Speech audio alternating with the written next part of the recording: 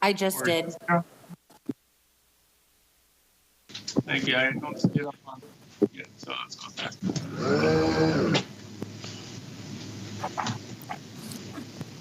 Now, thank you.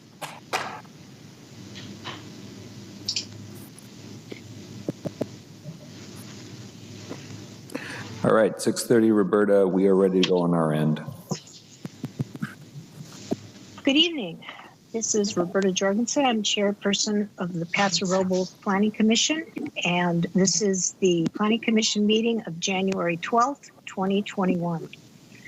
Please note that due to the COVID-19 emergency and in compliance with the state and county shelter-at-home orders, and as allowed by the Governor's Executive Order N-2920, which allows for a deviation of teleconference rules required by the Ralph M. Brown Act, Planning Commission meetings will be held by teleconference only until further notice. A video stream of Planning Commission meeting presentations will be live streamed and available to play later on YouTube by accessing the following link, www.prcity.com/YouTube. Rather than attending in person, project applicants and members of the public must call 805-865-7276 to participate via phone. The phone line will open just prior to the start of the meeting at 6:30 p.m. Or written public comments can be submitted via email to planning@prcity.com. Written comments received prior to 12 noon on the day of the meeting will be posted as an addendum to the agenda online at www.prcity.com/agenda center/planning-commission-5. If submitting written comments in advance of the meeting, please note the agenda item. So I would like to call this meeting of January 12th, 2020 to order. And Commissioner Davis, would you lead us in the Pledge of Allegiance?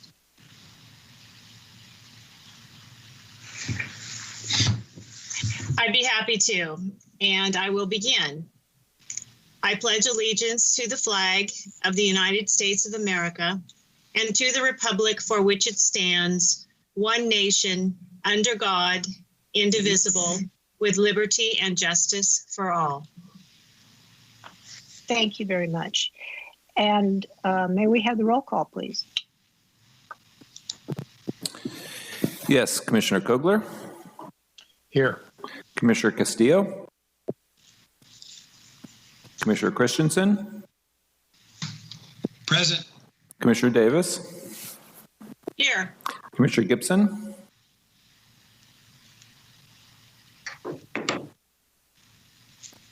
Commissioner Gibson. Present. Commissioner Neal. Here. Chairperson Jorgensen.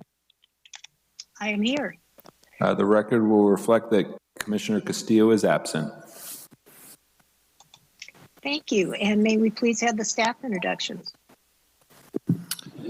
Yes, Warren Frace, Community Development Director. With me tonight is Darren Nash, our City Planner, Katie Bannister, our Assistant Planner, Darcy Delgado, our Associate Planner, and Jessica Ferguson is our Administrative Assistant, staffing the meeting tonight. All right, thank you. This is the time for general public comments regarding matters not on the agenda. I do not see any callers listed as being in the queue. So we will move on to our agenda items. Staff, are there any agenda items proposed to be tabled or rescheduled this evening? There are none. All right, thank you. Let's move on then to public hearing. Agenda item number 1, time extension for Marriott Fairfield Inn and Suites, 2940 Union Road. And I believe Lori Wilson, our other assistant planner, is going to be making the presentation tonight. Thank you, Warren. Good evening, members of the commission. This is Lori, assistant planner. Did somebody? It's Dave McHugh.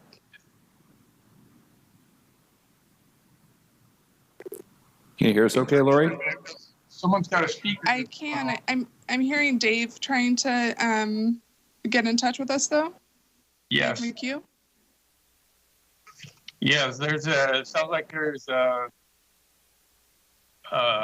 microphone open in the council chamber. I think we just got that figured Okay. out. Thank you, Dave. No, I still hear it.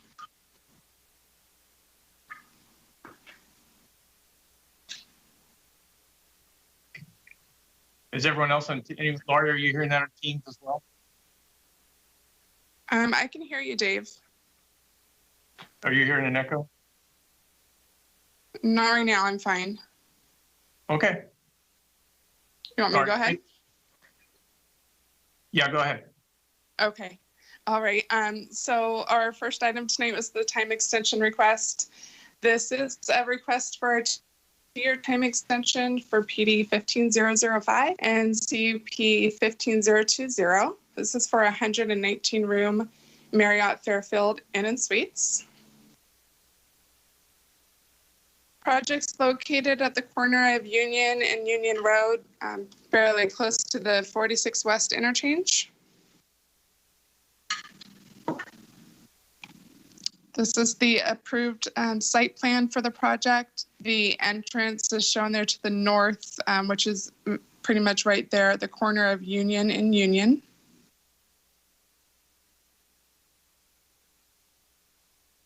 And then the approved perspective view there for you of the elevations for the Fairfield Inn. A little bit of background for you is this was originally approved back in 2016. That at that time they were establishing a 119-room hotel, and that hasn't changed. In 2017, they did approve a modification to the site plan and hotel building elevations. That was done due to a rebranding from Marriott Residence Inn to Marriott Fairfield Inn and Suites. And I believe that reduced the footprint of the building slightly. Planning Commission then approved a first extension for this project, which brought it to 2021, and there were no changes to the project during that extension either. And then that brings you to today. So this would be their second time extension request that was submitted prior to their deadline of January 24th, and they're requesting that it be extended to January 24th, 2023.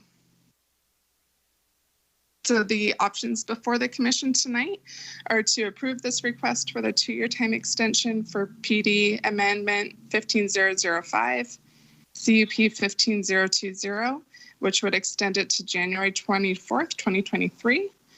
You could grant a time extension for a shorter period of time, or amend, modify, or reject the above noted options. And I believe we do also have the applicant on the line, and of course staff is available for any questions at this time. Thank you. Okay, thank you. So we'll open this up for commissioner questions of staff, and I will go around the virtual table. Commissioner Kogler? No questions, Madam Chair. Commissioner Davis? Yeah, I have a quick question for Lori. I just wanted to confirm that there are no design changes since the Planning Commission approved the development in January of 2017. The reason I ask this is the letter from Mr. Patel indicates the reason for the delay was due to COVID, which is understandable, but there was also mention of some design changes required by Marriott. I sat on the committee when the rebranding occurred, and I just want to verify there have been no architectural changes since our Planning Commission approved it in January 2017.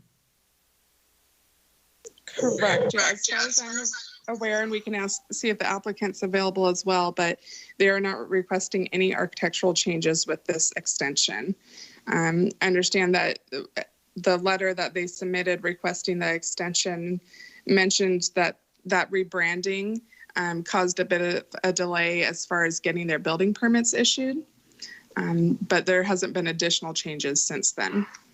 Yeah, I just wanted to verify that there was a lot of deliberation in the two different meetings about the amount of masonry work on the outside. So I just wanted to make sure that there aren't any external changes because there was mention of some changes in the letter. So I just wanted to verify that. So maybe the applicant will talk on that as well. Okay, Okay, so yes, that'd be good just to confirm. As far as I'm aware, there's no changes being requested with this, though. Okay, thank you. okay. And we'll ask the applicant to elaborate when we get to that point in the agenda. That's Commissioner perfect. Neal, No questions. Commissioner Christensen, I have no questions, thank you. and Commissioner Gibson. I actually do have a question. About a week, 10 days ago, I had a client of mine that has a business in the proximity send me a diagram of the Highway 46 realignment. And I did refer them back to city staff, but this actually came from city staff, and the drawing that's being proposed literally goes right through and bifurcates this property. So I'm a little confused. So Commissioner Gibson, let me try to take a shot at that. So the site plan that's up on the screen right now isn't actually the entire site. There's some additional property, I guess it would be to the south. That's where that proposed realignment of Union Road goes. So the approved site plan, if we had the other diagrams, would show that this project was designed for that road realignment to go through. Okay, all right. I thank you for the clarification. Like I said, I was trying to match up the two diagrams, and it looked like it literally chopped off the south half of the intended parcel. So I was trying to figure out, how that would impact the site. So thank you. Okay, and I do not have any questions of staff, so we will open this for the public hearing. And if the applicant would like to speak and perhaps clarify for Commissioner Davis her questions about the exterior design. And if you would state your name and address for the record, please. Hello, this is Neil Patel. Address is 10174 Grove Road, San Diego, California, 92131.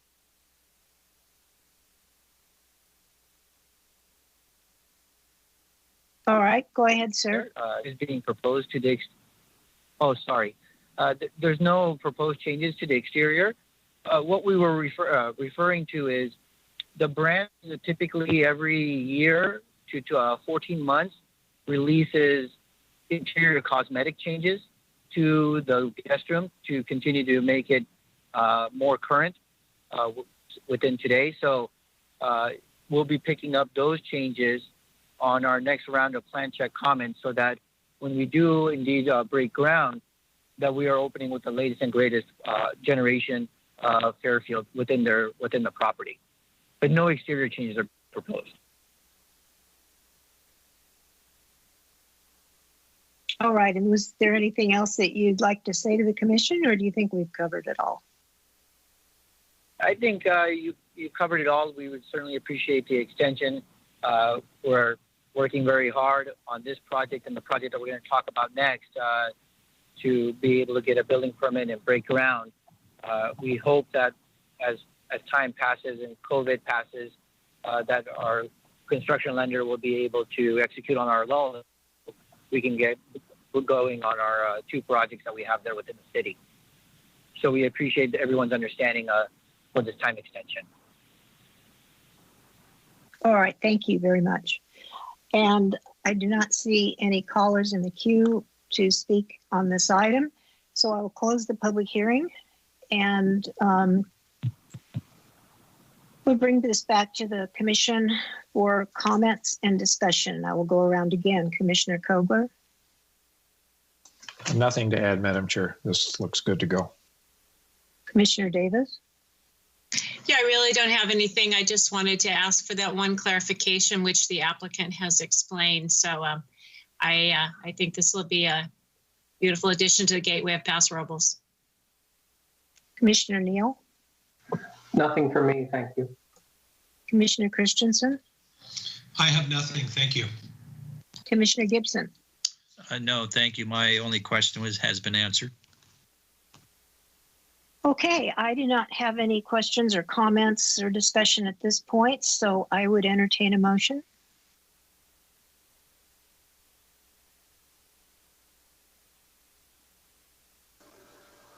Well, this is Commissioner Neal. I move approval of draft resolution A, approving a request for a 2-year time extension for Plan Development Amendment 15-005, conditional use permit 15-020, extending entitlements to January 24th, 2023.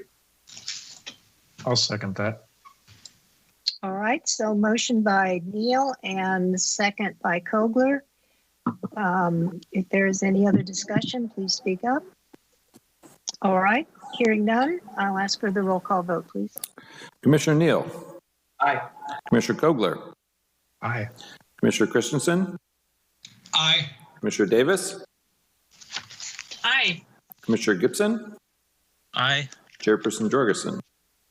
Aye. Motion passes 6-0 with 1 absent. All right, thank you. Okay, we will move on to, excuse me while I catch up in my agenda binder here. Agenda item 2, which is a time extension PD 13005 for Marriott Residence Inn, 1717 South Vine Street. And we have the staff report. Thank you. This is Lori Wilson again. I'll be taking us through the second item too. So as you mentioned, this next item is another time extension request before you. This is for a Marriott Residence Inn. It's 128 rooms. They are also not going to be proposing any changes to this project that was previously approved. And this extension would take them to October 23rd, 2023.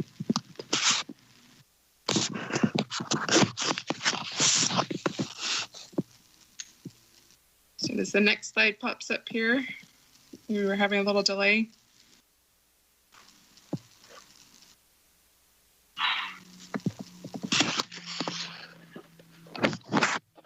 Warren, let me know if you need me to bring up mine for any reason.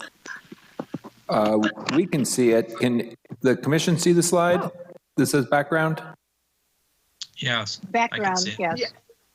Seems like everybody can see it, Lori. If you know what it says, you could just go through it.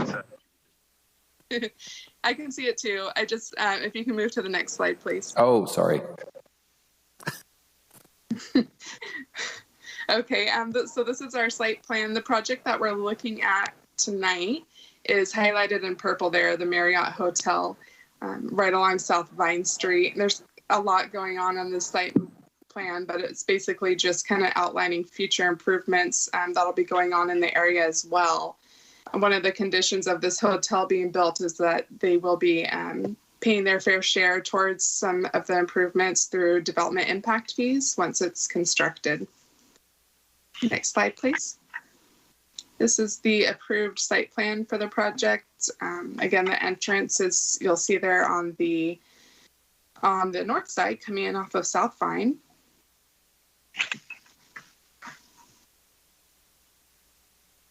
And then the approved elevations for the residents in, you'll see here. So again, similar reasons as the applicant talked about for the last project as far as the reason for the request tonight. And the options before you tonight would be to adopt draft resolution A, which would grant the extension of the entitlements for PD 13-005 for 2 years. Grant a time extension for a shorter period of time, or of course refer back to us for additional analysis. I will go ahead and pass it back over to the commission for any questions. Thank you. Okay, thank you, Lori. Commissioner Kobler, do you have questions of staff? I do not. Thank you. Commissioner Davis? All right, I'll just ask the same question since the language is the same, just to confirm that there haven't been any external design changes. It says here in your staff report there were changes by Marriott. Just wanted to make sure it was the same thing that we voted on. That was my only question. Yes, it was the same thing that was voted on prior. There hasn't been any changes since then. Thank you. And there's not with this request. Thank you. Commissioner Neal? No questions. Commissioner Christensen? I have no questions right now. Thank you. Commissioner Gibson? I do have a question. Warren, could you maybe educate me on this? So this is one of the first projects when I came on the commission was the Gateway project, and this would seem to be within that sphere or area. But in my recollection was that somehow we had rezoned and created a gateway overlay with certain rules and conditions for anything that was built in there. Assuming that preamble is correct, how does that work when we have something like this come before us and the overlying or the overlay for that area has changed? Yeah, so let's walk through that really quick. If you see this black line that's on the map there, that is the current city limits. So this project site is in the city limits today. So the Gateway project actually was an annexation. So it's located outside the black line. So it's contiguous, but it doesn't include the site. This is actually a site that's been in the city limits for many years, and this project was, I think, originally approved around 2013. So it precedes the Gateway project. Okay. All right. Thank you very much. Okay, so I will close the questions of staff from the commission and open the public hearing. If the applicant is still there, if you could open your mic again, I have a question I'd like to ask. Yes, I'm still here. Okay, thank you. Since this project has had a number of continuations and was first approved in 2014, and this is now 2021, and we're extending it for another 2 years, it would seem like the exterior design is going to need a refresh by the time it actually happens. What is the status of that? So for us, the brand, which is Marriott, is perfectly fine, and we're very happy with the exterior design because we worked very hard with the city and the staff at that time. The inside of the guest rooms, that's already been updated. So it does contain the latest generation of residence and guest rooms. So that has already been there. Here in this particular instance, and if I could just shed a little bit more color on it, we did have a lender. We did have a commitment for financing that was supposed to go through in February, late February. And as we got closer to executing loan documents for the construction financing, COVID and the initial word of COVID came around, so they got paused. And then obviously as things materialized even further and the impact was more significant than initially thought, our lender is still willing to do it, but they just want some stability back in the lodging market and just in general before they are able to resume and go back to our loan again. So here we think we're very close to breaking ground. We'll just need additional time until the market, especially hotel lodging market, stabilizes back to where it was before. Okay, thank you. Did any of the commissioners have any other questions or for the applicant? Speak up, please, if you do. All right, I do not see any callers in the queue for the public hearing, so I will close the public hearing. And I will go around the commission to see what your comments may be on this project. Commissioner Kogler? No comments or issues with the extension. I would agree, Madam Chair, with your comment. The design appears to be a little tired, but that's not under approved review, I guess, tonight for review. So I have no problems with this. All right, Commissioner Davis? Yeah, I have no problems whatsoever. Commissioner Neal? No problems whatsoever. Commissioner Christensen? I don't have any comments. Thank you. I think it's going to be nice. Appreciate it. Commissioner Gibson? I have no other comments or concerns. Thanks. All right. In that case, I would entertain a motion on this item. Madam Chair, I'll present a motion. This is Sherry. I move that the Planning Commission approve draft resolution A, approving the request for a 2-year time extension for plan development 13-005 to October 23rd, 2022. I'll second that. Commissioner Gibson. All right, thank you. So motion by Commissioner Davis and second by Commissioner Gibson. May we have a roll call vote? Commissioner Davis? Aye. Commissioner Gibson? Aye. Commissioner Neal? Aye. Commissioner Christensen? Aye. Commissioner Kogler? Aye. Chairperson Jorgensen? Aye. Motion passes 6-0. All right, very good. Thank you. So we will move on to agenda item number 3. Demolition permit and conditional use permit 20-06 for 1534 Spring Street, Clausen's Radiator Service Building. May we have the staff report? Yes, good evening, Madam Chair and members of the Commission. This is Darcy Delgado, and I'll be giving the presentation tonight. So this is the Clausen's Radiator Service Demolition Request and Conditional Use Permit. The site is located at 1534 Spring Street on the west side. It's immediately adjacent to the north to the Lubin Go, which is owned by Joe Simonin, who also became the recent owner of the Clausen's building. So the project includes a demolition permit request to demolish remnants of the former Clausen's building, which is also listed on the city's historical inventory, based on it representing a rare example of an early auto-related property, as well as an example of the modern architectural style. And I hope I pronounced that correctly. So with regard to the conditional use permit, the site has historically been used for auto-related businesses ever since it was constructed. However, auto repair is non-conforming in the TC1 zone. City records indicate the site has not been active since about 2012.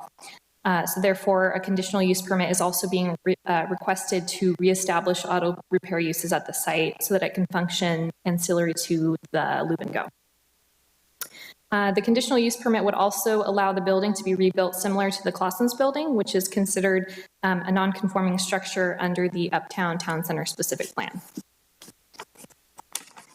So this is a section from the Historic Preservation Ordinance, which dictates that the City Council is authorized, upon recommendation from the Planning Commission, to approve a demolition of a designated historic resource, subject to making findings that the demolition, in this case, is necessary to protect or to promote the health, safety, or welfare of the citizens of the city.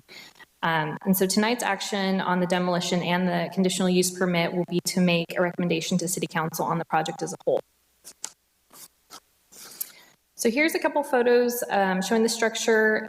It's no longer a complete building. There's no roof, and some of the supports are being held together with wire ties and ropes. And then the view from the street, it does appear to look like a complete building. However, when you look at the backside, it's just a patchwork of the flimsy materials comprising the metal facade. So based on the current state of the structure posing a safety concern to the community, the request to demolish the building would comply with the Historic Preservation Ordinance findings that would need to be made. And this is the site plan showing the new building has been designed to function ancillary to the adjacent Loop and Go. It would be used for tire repair, brake checks, and other quick service items. And as mentioned, auto repair is a non-conforming use in the TC1 zone. However, there's a section in the specific plan, it's 5.3E4, that dictates that non-conforming uses that have been discontinued or abandoned for a period of more than 3 years may be reestablished or resume operation subject to a conditional use permit. Also, this exhibit shows the traffic flow of vehicles. Customers would first park in the Loop and Go parking lot as they normally would, and then the employees would take the vehicle next door while the customers wait at Loop and Go. And since the site has been designed to function entirely dependent on Loop and Go, a condition of approval has been added requiring an amendment to this use permit for all future uses, not just auto repair, and so that the amended plans staff would be able to review those so they could demonstrate how the site could function standalone. So the new building, as I mentioned, is proposed to be constructed similar to the architectural style of the Clausen's building to pay homage to the site's past. In this case, however, the proposed building does not comply with the specific plan development standards. And so the site plan on the prior slide shows the building in the center of the parcel, whereas the specific plan would require the building to be right along the project's frontage with parking access from the rear. So we have another section in the specific plan, it's section 5.3E5, that allows structures to be made to the previous state of nonconformity with a conditional use permit if doing so would not have a significant adverse effect on public safety or the existing visual character of the neighborhood. And so based on the current state of the building and being located on the historic Spring Street corridor, staff does feel the project would improve the aesthetics of this property and this section of Spring Street despite not meeting the current development standards. And so you have various options before you tonight. As mentioned, this is a project that will have to go to City Council. And so option 1 is to recommend approval of the project by approving draft resolution A, by recommending certification of the mitigated negative declaration for the project, and also recommending approval of draft resolution B, which would recommend approval of the use permit subject to the site-specific conditions of approval. Other actions the commission might want to take would be to amend the above listed draft resolutions or to refer the item back to staff for more analysis, or lastly, to make findings to recommend denial of the application. And with that, I'm happy to answer any questions. We should have the applicant available tonight as well to help answer questions. Thank you. Okay, thank you, Darcy. All right, let's go around the commission for questions of staff. Commissioner Kobler. Thank you, Madam Chair. Just one kind of general question. I'm wondering, Darcy, if you could talk a little bit about the signage, the retention, restoration of the old sign, new signage on the building, and then the sketch on page 105 discusses or shows the truck being part of that. Is that in any way, shape considered part of their signage, or is that just simply an object that will park there? Right, so the truck is not considered part of their signage at this point. I think it's a display item that they're, trying to revive how it had looked in the past. I know this slide doesn't really show the best, but let's see if I have touch screen. On the left side, on the west elevation, there's a notation for a refurbished neon sign at the front of the property, so just left of the truck. So we had to do an environmental document because of the historical nature of Clausen's, and one of the mitigation measures is to repurpose the sign, and so the applicant had already identified repurposing that sign.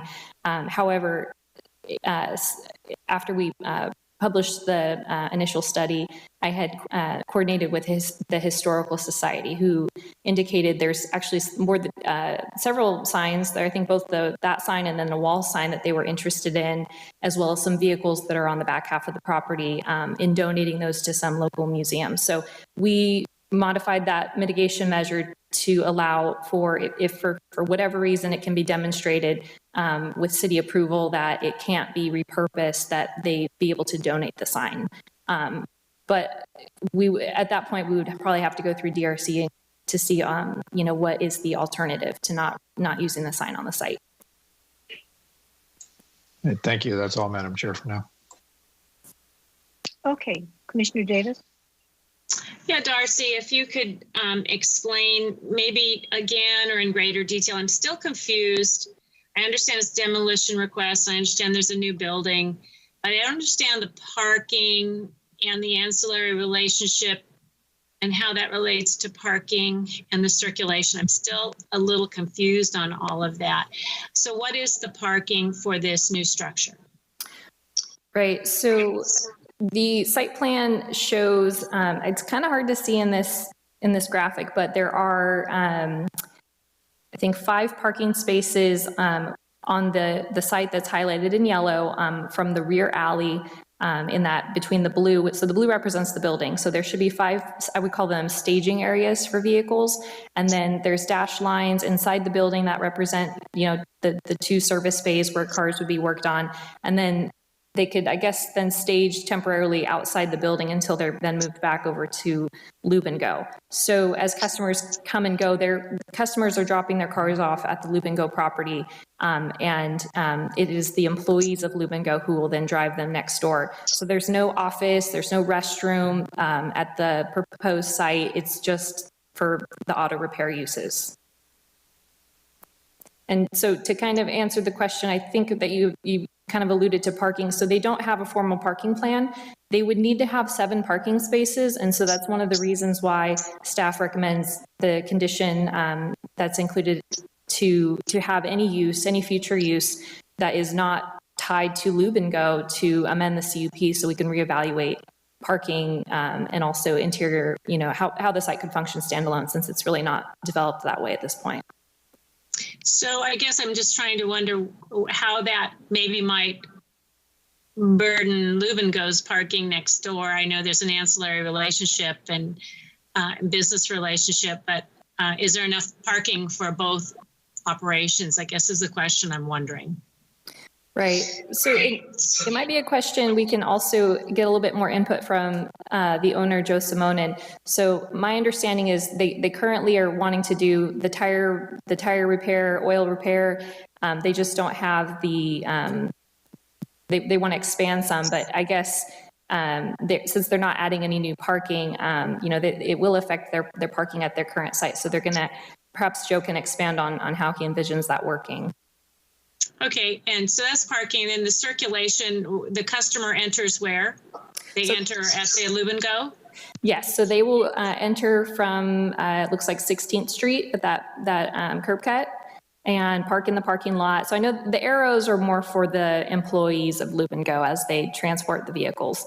But the customer will initially park at Lube and Go, wait and either, get picked up or wait there in the building. And then it's the employees who will then follow that circulation plan as they work on the vehicles. Okay. All right. I'm gonna let my fellow commissioners ask questions. Thank you. Commissioner Neal. No questions. Commissioner Christensen. Yes, I think the one question I have is just kind of a refresher of my memory here.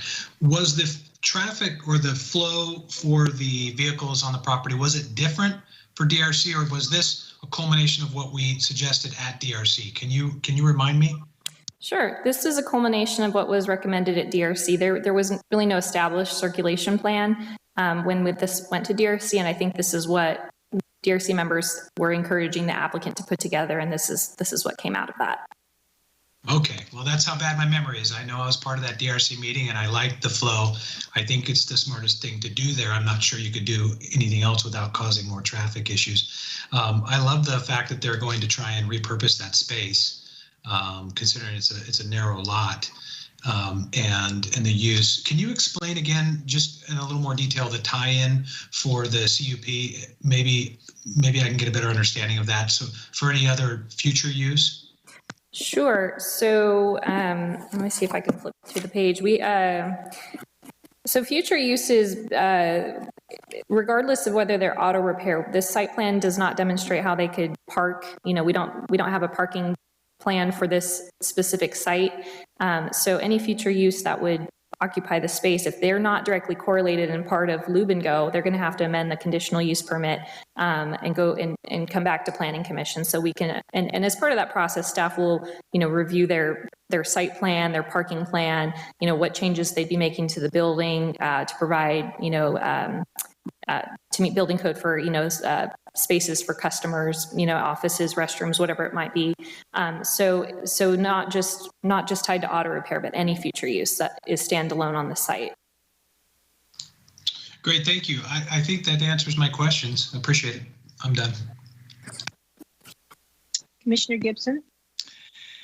Yes, I have 2 or 3 questions. I was on DRC, and so I've had the opportunity to look at this, and we either we'll take credit or blame for the circulation. They originally had talked about driving around and coming in on the Spring Street, and DRC suggested maybe not doing that, just coming in the rear alley to keep the circulation off the streets a little better. But a couple of questions. So on page 116, it had referenced that one public comment was received, and it referenced that it was incorporated somewhere in the report, but for the life of me, I can't find the response. Darcy, can you share what the response to the one public comment was? Yes, so the comment was, let's see, regarding the MND. So it was from one of the tribal representatives. So because the site's going to be disturbed, it is highly unlikely that there would be any cultural resources since the site has already been disturbed in the past. Right. But that person just said, if there's, as construction commences, if you see anything, please keep me in the loop, was essentially what the comment was. And so we added that to the staff report. All right, great. So on page 122, and I know this has been referenced before, but the number 3 is that once work has begun on a vehicle, it will be stored within the building at all times. And we had that conversation on DRC that there would not be, cars parked outside and creating an eyesore either in the front or the back. But it kind of hit me that says once work has begun on a vehicle. Can we maybe have some clarity on that? I mean, because it occurred to me that maybe perhaps they haven't started work on a vehicle. So if you want to split hairs, they could actually park vehicles outside either in the front or the back because the work hasn't begun. Could you give us some sort of clarity or reassurance that there will not be parking outside? Sure. So kind of going back to the site plan circulation plan, I know it doesn't read too well on the screen right now, but there are staging areas for vehicles, and they're calling them a queue area. So they have, I believe it's 5 spaces from the rear alley that they could queue vehicles. And so then they would wait to enter into the building for the service area and then exit 2 I guess they could do 2 at a time to then get transported back to the Lube and Go property. So while they're being staged prior to entering the service bays, there should not be any repair being done on those vehicles. So they should just be staged as shown on the site plan. Okay, but I guess I'm looking for some sort of reassurance that, because the concern was brought up, because the back alley could be mistaken, but I believe that's residential, and we had discussed this about the idea that we wouldn't have a lot of cars stacked up, or actually any cars stacked up, like you tend to see sometimes at auto repair shops, just because of where it is and close to the downtown core. So can we have some sort of reassurance that is the intent, that there would be no cars stored at night after hours? So I think that would probably fall under a new condition. The intent behind condition number 3 is so that there's no unsightly repair vehicles being, outside of the building. So once you start taking apart cars or working on them, it kind of looks, doesn't look very good. So that's the intent behind number 3. I think if you're wanting to make sure that no vehicles stay parked on the property, at the end of the day, that would probably be a new condition that would need to be to modify the conditions to include that. Okay. All right. Thank you. And then last question, Mark already asked my question in relation to the, it looked like we were being asked to approve some signage, but Darcy, what's the time frame for like any sort of landscape plan? Would that come before DRC or somebody at some later time? Right, so the applicant, assuming it all moves forward, they would submit their construction permits, and then those would come back to staff, and we would make sure that they comply with what was provided with the entitlement. So the exhibits we have tonight, in this case, their landscape plan shows some landscaping along the frontage at Spring Street where the truck and the sign are, and then there's a few other landscape planners on the site. Not a whole lot going on, but it will come back to staff. There's always the option to elevate to have this come back to the DRC if that's the direction the Planning Commission would like to take, is for the project to go back through DRC one more time before issuing construction permits. Yeah, I guess my comment, I'm just looking at it, and I like this project. I've been here long enough that I actually had a radiator repaired back there in the day when it was still operating, but and it's been an eyesore for a long time, like a couple of other properties in the downtown core, like the Fox Theater. That, you know, I'm glad that somebody's doing something with this project. I like that they're kind of keeping it somewhat historic looking, but I would like to see a little more robust landscaping than what I'm seeing as representative here. I'm only actually seeing 2 or 3 plants, and I know that on the other side of the wall they actually have a pretty nice landscaping, you know, with the wall being covered with some plants, and I think they even have a little lawn. But I would like to see a little more robust landscaping. So however people think that might be appropriate, if they agree with that comment. So those are my only questions. Thanks. Okay, Darcy, I have a number of questions. Let's keep on signage let's keep on the site plan, because that's what we've been talking about. How do people know not to turn into the driveway, the curb cut in front of the new building? Right, so the owner has not quite gotten to that point with staff. I think that may be a good question for him. I imagine that, you know, customers who go to Lube and Go will look for Lube and Go sign, and the intent with this building, you know, the signage is slightly different. So we have, you know, Lube and Go garage, so there is some signage, but perhaps Joe or his architect Michael Smith can help answer that question. Staff's not quite sure on how they plan to operate once they would get going. Okay, so we'll come back to that. And so that potentially brings up a whole nother signage conversation, which would be unfortunate to detract from the historic sign. Can you go back to the color rendering? Maybe it's forward to the color rendering. Sorry, which one? The color perspective with the car in front, the old truck in front. Did I have a colored one in here? There's a colored. Maybe we just have. Do we just have it in our I believe so. Commissioner package? I believe so. Yes. It's 7.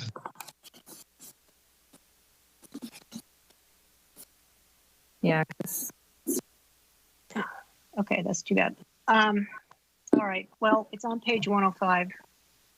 It's in a couple of places, but one of the places in our report is in page 105.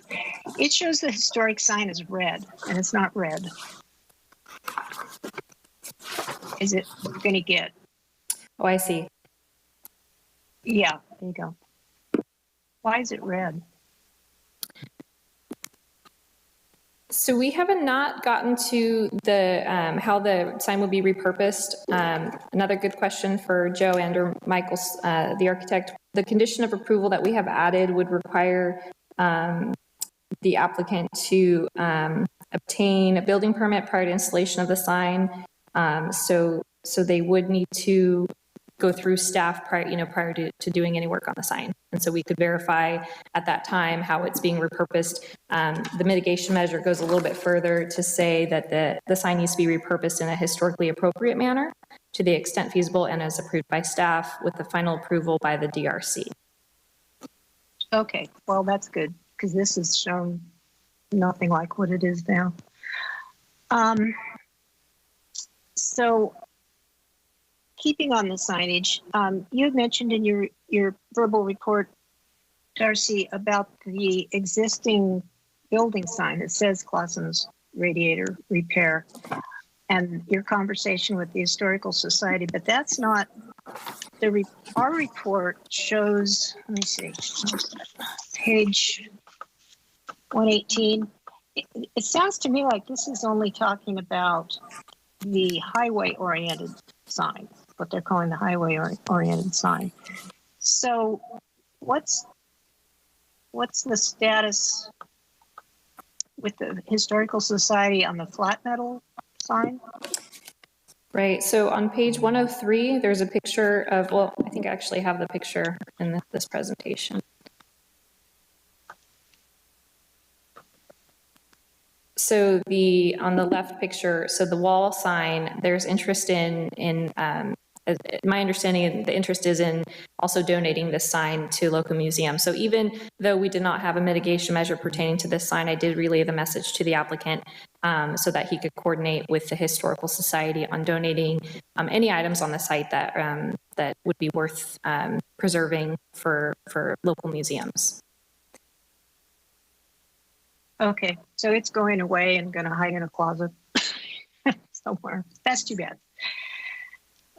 It'd be nice if it could be integrated into the design in some kind of fun way. So I just put that out there as a hopeful thought. Getting to the buildings, there's black and white elevations, and then there's the colored perspective that you just had up. And I'm kind of confused here because on the color rendering that you had up a moment ago, and then compared to these elevations that you have up now, Darcy, the black and white elevations say that the garage doors are 10 foot by 10 foot black sectional metal doors, but yet they're shown white on the elevation and white on the rendering. So are they black or are they white? Let's see. So, yeah, let's go ahead and ask the applicant and have them verify. So we should have Michael Smith, the architect, who can help answer that question. Okay. And then, well, sounds like I'm going to have to ask I have a number of other questions on that. Okay. Let me see. I think all my other questions are architecturally related. Oh, there was one more. In the site-specific conditions, the conditions of approval, it doesn't specifically, I don't see that it specifically excludes the signage and that needs to come back. And I notice on the next item on our agenda, it specifically excludes signage and is very clear that that is not being approved and that it needs to come back to DRC. So unless I missed it, I'm going to ask that when we get to the motion, I'm going to ask that signage exclusion be very specifically included in the conditions of approval because it's such an important thing on this project. Okay. Then I will open the public hearing, and if the applicant is on the line, please go ahead and open up your mic and tell us your name and address for the record, and then please let us know your comments on the project and if you can answer any of the questions that we've had so far. Okay, thank you. My name is Mike Smith. I'm the architect. Address is P.O. Box 1500, San Luis Obispo, California, 93406. And to address the issue about parking, Joe, the owner, has made it very clear that if there is any overnight parking and he's not anticipating having any, it will all be stored within the building. This is really a quick, short-term fixes that are not oil lube related. So any work, someone coming into Lube and Go, they're coming in to get work for an oil change and such.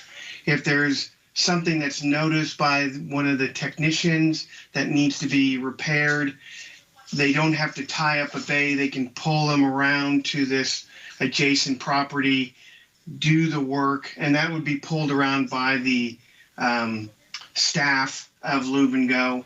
They would pull into the adjacent property. There would only be stacking if it really got busy, but there's only so many bays at Lube and Go. So we really don't anticipate the vast majority of the time will be they go right into the garage to get what work is done, and then their car is brought back out. So it is not a full-fledged repair shop where the customer is dropping it off. They're still waiting in the lobby at Lube and Go.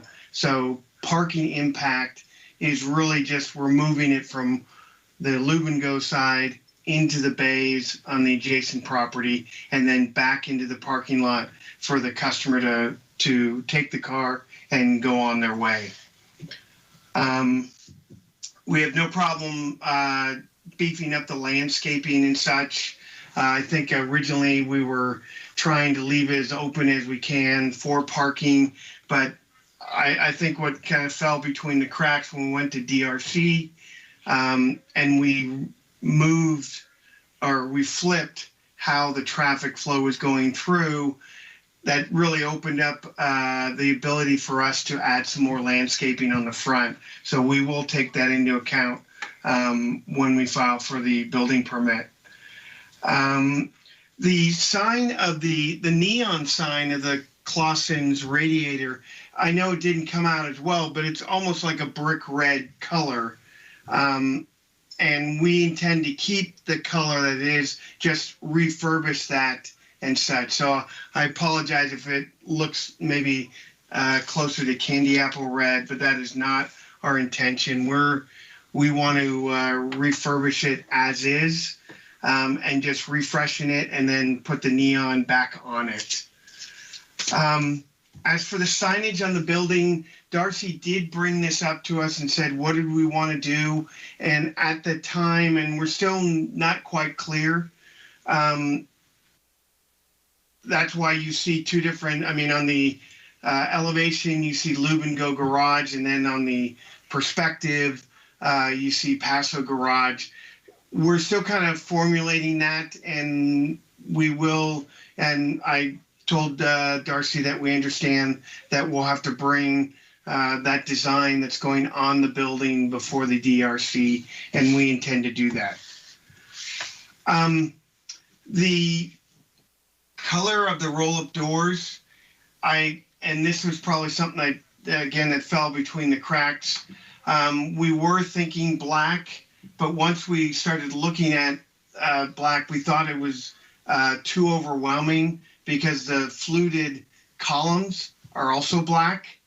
And so we thought that really was too much. So that's probably something that I still need to go over with the owner. We did put it white just to have something in there. It probably would be something that's maybe not white because that's too much white there. It might be closer to a gray, but that's something that we're still kind of playing with also. And I think that is all the questions that were currently out there. If there's any others, I'm happy to answer them. Okay, thank you. There was one question. How do we keep the public from turning into the curb cut at the new building versus going around the corner and into the parking lot? Well, I'm assuming someone who is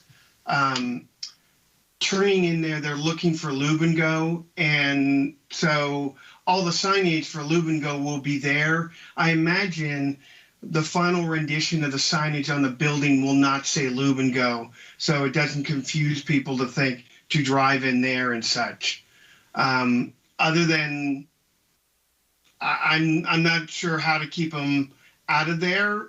I mean, people are always going to turn in early and such, other than having a sign that says this is not Lube and Go But I'm not sure you want that on Spring Street.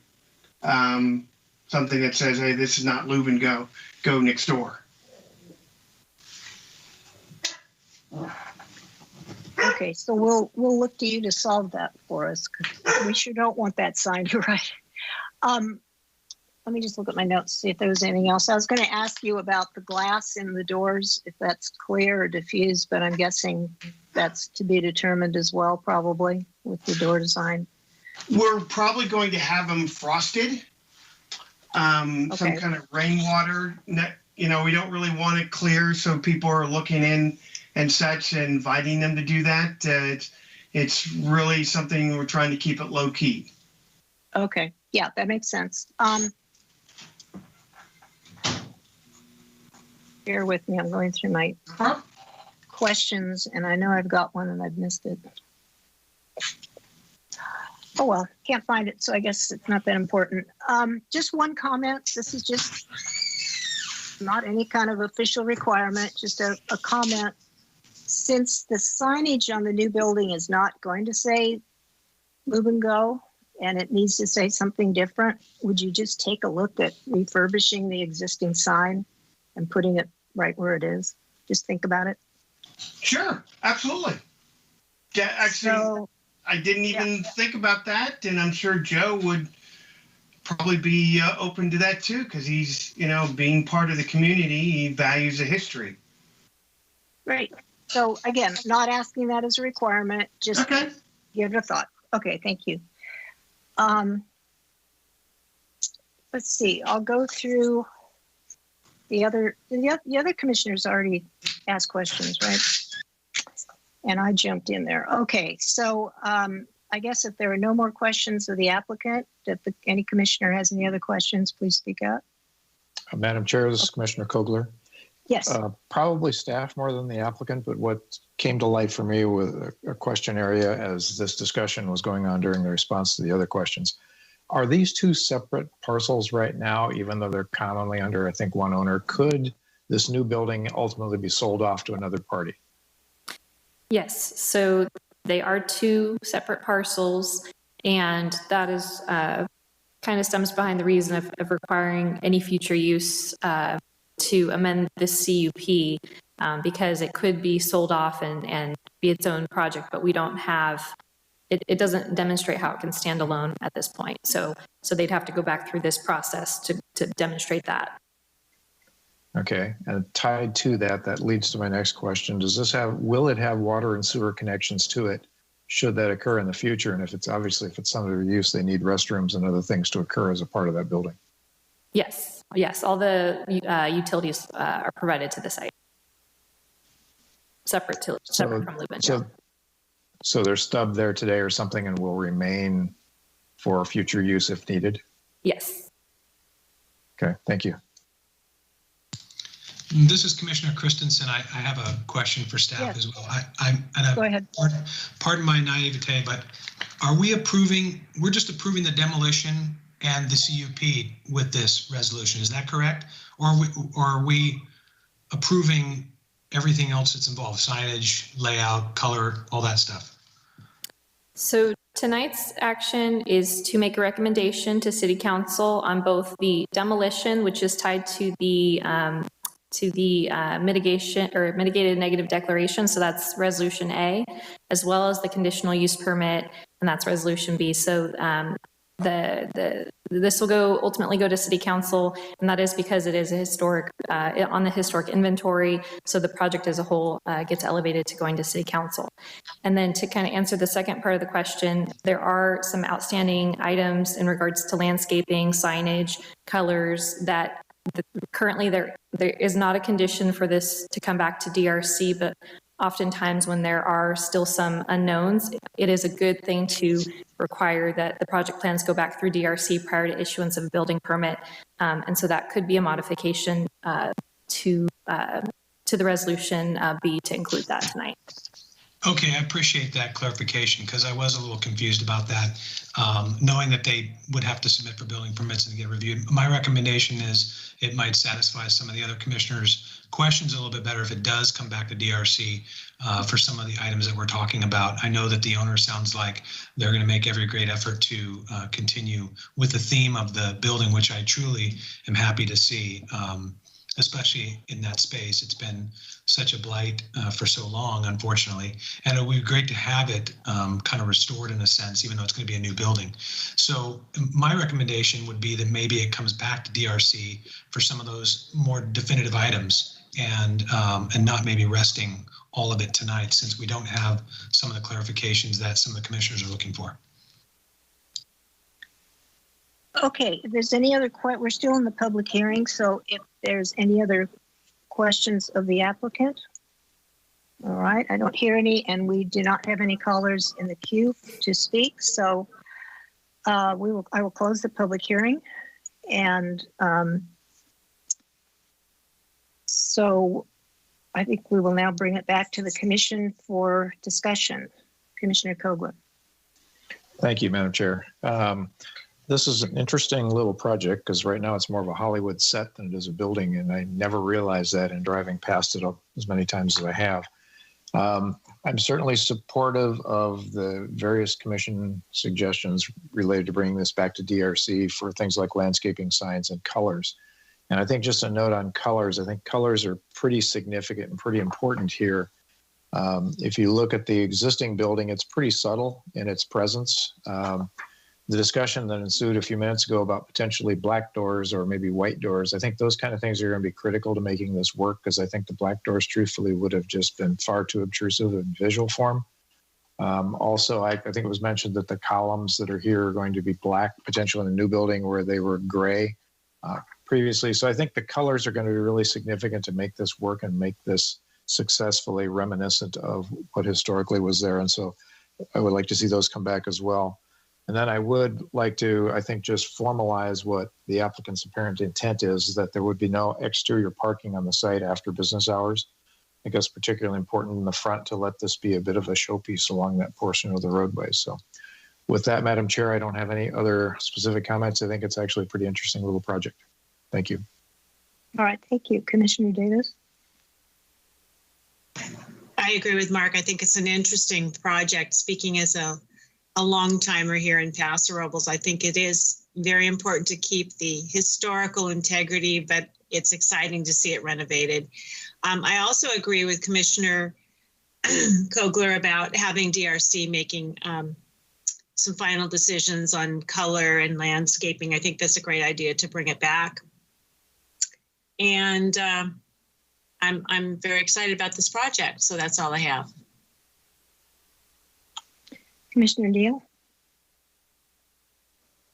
I too was amazed driving by this for so long to know that it actually was just a facade. I am interested in the approach to replace the building. So that's just my only comment. Thank you. Commissioner Christensen? I think I said it before, so I'm in total agreement. I think to have it come back to DRC is the smart thing to do, but I'm excited about it. Okay, Commissioner Gibson? I agree with what I'm hearing from the fellow commissioners, starting off with Commissioner Christensen and then Mark as well. It would seem that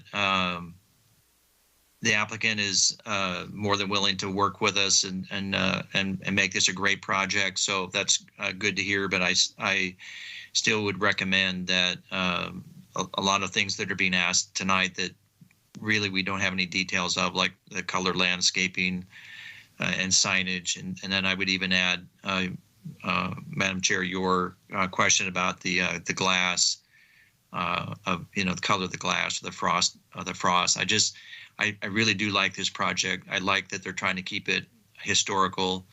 I think when they get done, it's going to be a real asset to the town. But I would recommend those kind of finished features come back to the DRC, and I would very much echo again what Commissioner Kogler mentioned, which was one of my questions about formalizing that no parking would be, customers' cars should be left outside at night. I think that's an important to reassure people that won't be happening. Thank you. Oh, okay, thank you, commissioners. I too think this is just a really cool project. I'm so excited that it's being done this way. Just love it. In fact, maybe love it too much in that I don't know that this is ready to pass on and to have it go to DRC. We don't know the colors. We don't really know the materials. The notes on the white, on the upper part of the building and the back just say white sheet metal. Well, I sincerely doubt that's a flat, that continuous flat surface. So what is the texture of that? Is that a ribbed? Is that what? And then is there black trim on the roof trim, or is that gray? And one of the commissioners mentioned the existing columns are gray, but then maybe they're black. I think there's I don't know. I'll certainly go with the will of my fellow commissioners. I would approve every single thing except the color, materials, texture, whatever, all in of the building shell. I really think that, and the color of the downspouts, because they're next to the column. Are they going to detract from the column or disappear? There's so much detail here that, this project has to really, it's come this far and it's so imaginative to do this concept. And we can't bring it up to the 1 yard line and then just let it cruise through without a lot of care. So that's my speech. I would ask what the other commissioners think about if there's a way we can certainly approve the demolition. Perhaps we can, staff, can be creative and we can, approve everything else, but still have the commission do the final review on the building elevations themselves. So commissioners, go ahead and speak up. This is Commissioner Christensen, and I can appreciate some of the commissioners' concerns, chairwoman's concerns. I think that what they've shown so far is a true effort to satisfy a historic look with a building, I think structurally, that's probably not the most exciting. So I can understand how the colors and some of the trim would be important. But in my view, I feel like we could handle that at a DRC. I think even if it has to come back to the DRC, I feel that this applicant seems to be very eager to work with staff and the city to move this forward and do what it takes to get it done. So I feel like a DRC meeting could handle it. This is Commissioner Gibson. Yeah, I appreciate the concern that I'm hearing because I do think it's important. It's going to have a huge impact on this project and the community's reaction to it, things like the color and the landscaping, et cetera. I would like to, though, give the applicant the ability to move this project forward. And if I'm hearing what you're saying, Madam Chairwoman, that about the idea of approving it so that they could at least start the demolition and perhaps then move it up to to the city council so that they also can give their blessing on somehow moving this project forward. That's the direction I'd like to do. At the same time, balancing with that because of it is important what the exterior looks like. That I do believe it needs to come back to DRC and not just to staff for review. But I would like to try and help move this project along and get it in front of the city council so that they can also approve this project moving forward. Madam Chair, this is Commissioner Kogler. I have a question Yes. for staff to this point as well. In a lot of projects like this, the demolition phase would take a while and you would have time to turn around and come back potentially and finalize some plans and things. I think in this case, demolition may be accomplished by untying some ropes, the way it sounds. So it's not going to take very long. The question I have is, if this came back to DRC and those that were sitting on DRC at the time either had questions that they didn't want to act on or weren't able to reach a consensus or something, can the DRC, are they empowered to essentially pass it back to the Planning Commission for review, the full Planning Commission? This is Darren. Yeah, the DRC can always kick up a project to the Planning Commission. I think on this project, what's important to note is this applicant originally came in for a demo and wanted to remove the building. Wasn't aware of the significance of the historic nature, and then also the process involved. So I want to thank the applicants for being patient on this, because we've been working on it for probably over a year now, meeting with them and trying to have them stick with going forward, coming to the Planning Commission for a use permit. And I think what we're really looking for tonight is, one, the demolition process and moving it on to the Planning Commission or the City Council. But also the other thing we're looking here is the non-conforming auto use, and having the Planning Commission review that and be on board with that or not. And then also the site planning, the ability to have the site plan reflect historic site planning and not have to be in compliance with the current specific plan. Those are the three main things we're looking for tonight. If this project didn't have the historic issue, wasn't a demo, we weren't trying to do something with an existing building, and it was just a vacant site, it wouldn't even be coming to the Planning Commission. We'd be handling all of these details at the DRC level. So that's really where we are, is the applicants are requesting the demo. We asked them, well, we really need to show what do we need to do the demo for, and then what are you going to replace it with? And then, by the way, if you want to do auto repair, it's a non-conforming use, so we need to do a use permit. So those are the big items that we're trying to get the applicants' questions answered. Once they have the ability to know, they can come back, reestablish the auto use, reestablish a site plan in a historic manner, and get the building demoed. Now I think they're going to be able to concentrate on really dialing in this building, which is what I think Darcy can put a condition in to come back to DRC. And what I heard from Mr. Smith was really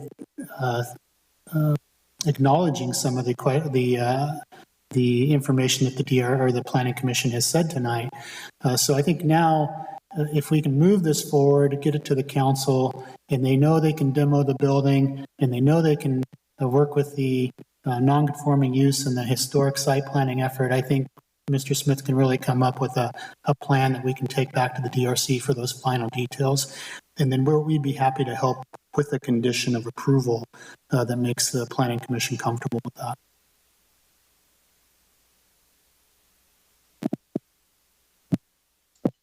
Darren, this is Mark. Could you explain your very ending sentence there?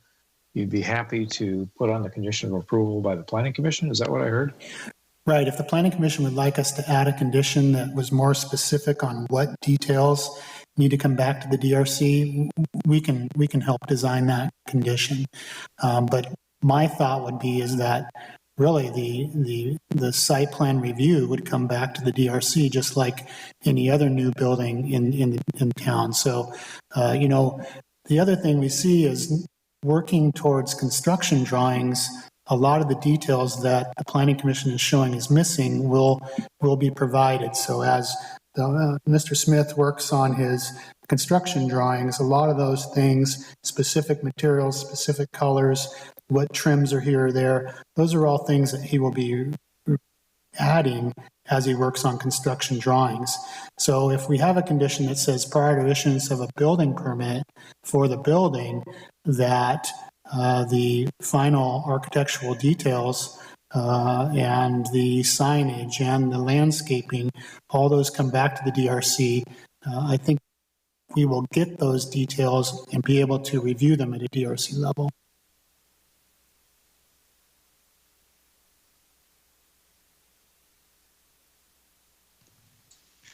This is Commissioner Gibson. I basically, I don't know how to say this, but I basically am echoing what Darren is suggesting. I think that would give us the opportunity to allow the applicant to move forward, and this has to go to the city council for their blessing as well. But as Commissioner Kogler had referenced, I think it's going to take a little bit of time anyway, which would give the applicant and staff some time to work up some of these details. I think for me, if knowing that whoever happens to be sitting on the DRC at the time this comes back, as long as those final details, which are basically the exterior or the skin of the building plus landscaping, as long as those came back for review, then I'm comfortable. But as was indicated, this project's been sitting for a long time. I'd like to, in essence, recognize or reward the applicant for being willing to work with the city and the city staff towards taking on this project and agreeing to keep this as a historical sort of nature. Again, I just think this is going to, I anticipate that this is going to be a tremendous asset and what an improvement to that particular block and area of town. So if possible, I'd like to, in essence, encourage or urge my commissioners to follow that course of action, and however it's worded. It seems like everybody's pretty much in agreement. You know, the color, finished materials, signage, landscaping, things like that, come back to the DRC. I'm comfortable with moving forward. Thanks.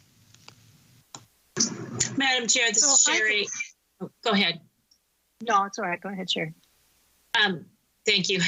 I'm in favor of moving this forward. I think we could give some specific instructions, what kinds of things we'd like to see come back to DRC. DRC has taken on some pretty major decisions, and I think that they could handle this. I don't have a problem with it being a non-conforming use. I think it's such an innovative addition to that, Spring Street corridor. I think it has some historical attributes that I want to embrace. So I do want to move it forward. I think we all want it to be spectacular and architecturally speaking. So I really do commend Chairwoman for bringing up those questions that I hadn't really quite thought of. And I think give the applicant the time to maybe fine tune some of those things and bring it back to DRC. I didn't mention in my earlier comments, but I still like the idea of having a condition where there's no parking after business hours. Maybe whoever makes that motion will consider that as being part of that. So those are my thoughts. I'd like to see it move forward. Okay, any other comments? I will attempt a motion. Neil, Okay, unless you have a comment. I did. Fire away. It's a question for staff. How do we, because there's conflicting information, one sheet says the building has major black elements and the other shows a rendering where it's all white. We can't approve that as it is. So how is that dealt with? I think one of the things we can indicate is in the list of exhibits, we can indicate that these plans are conceptual in nature in order to bring the use permit and demo permit forward, and that the final details and specific materials and colors will come back to the DRC with specific architectural plans.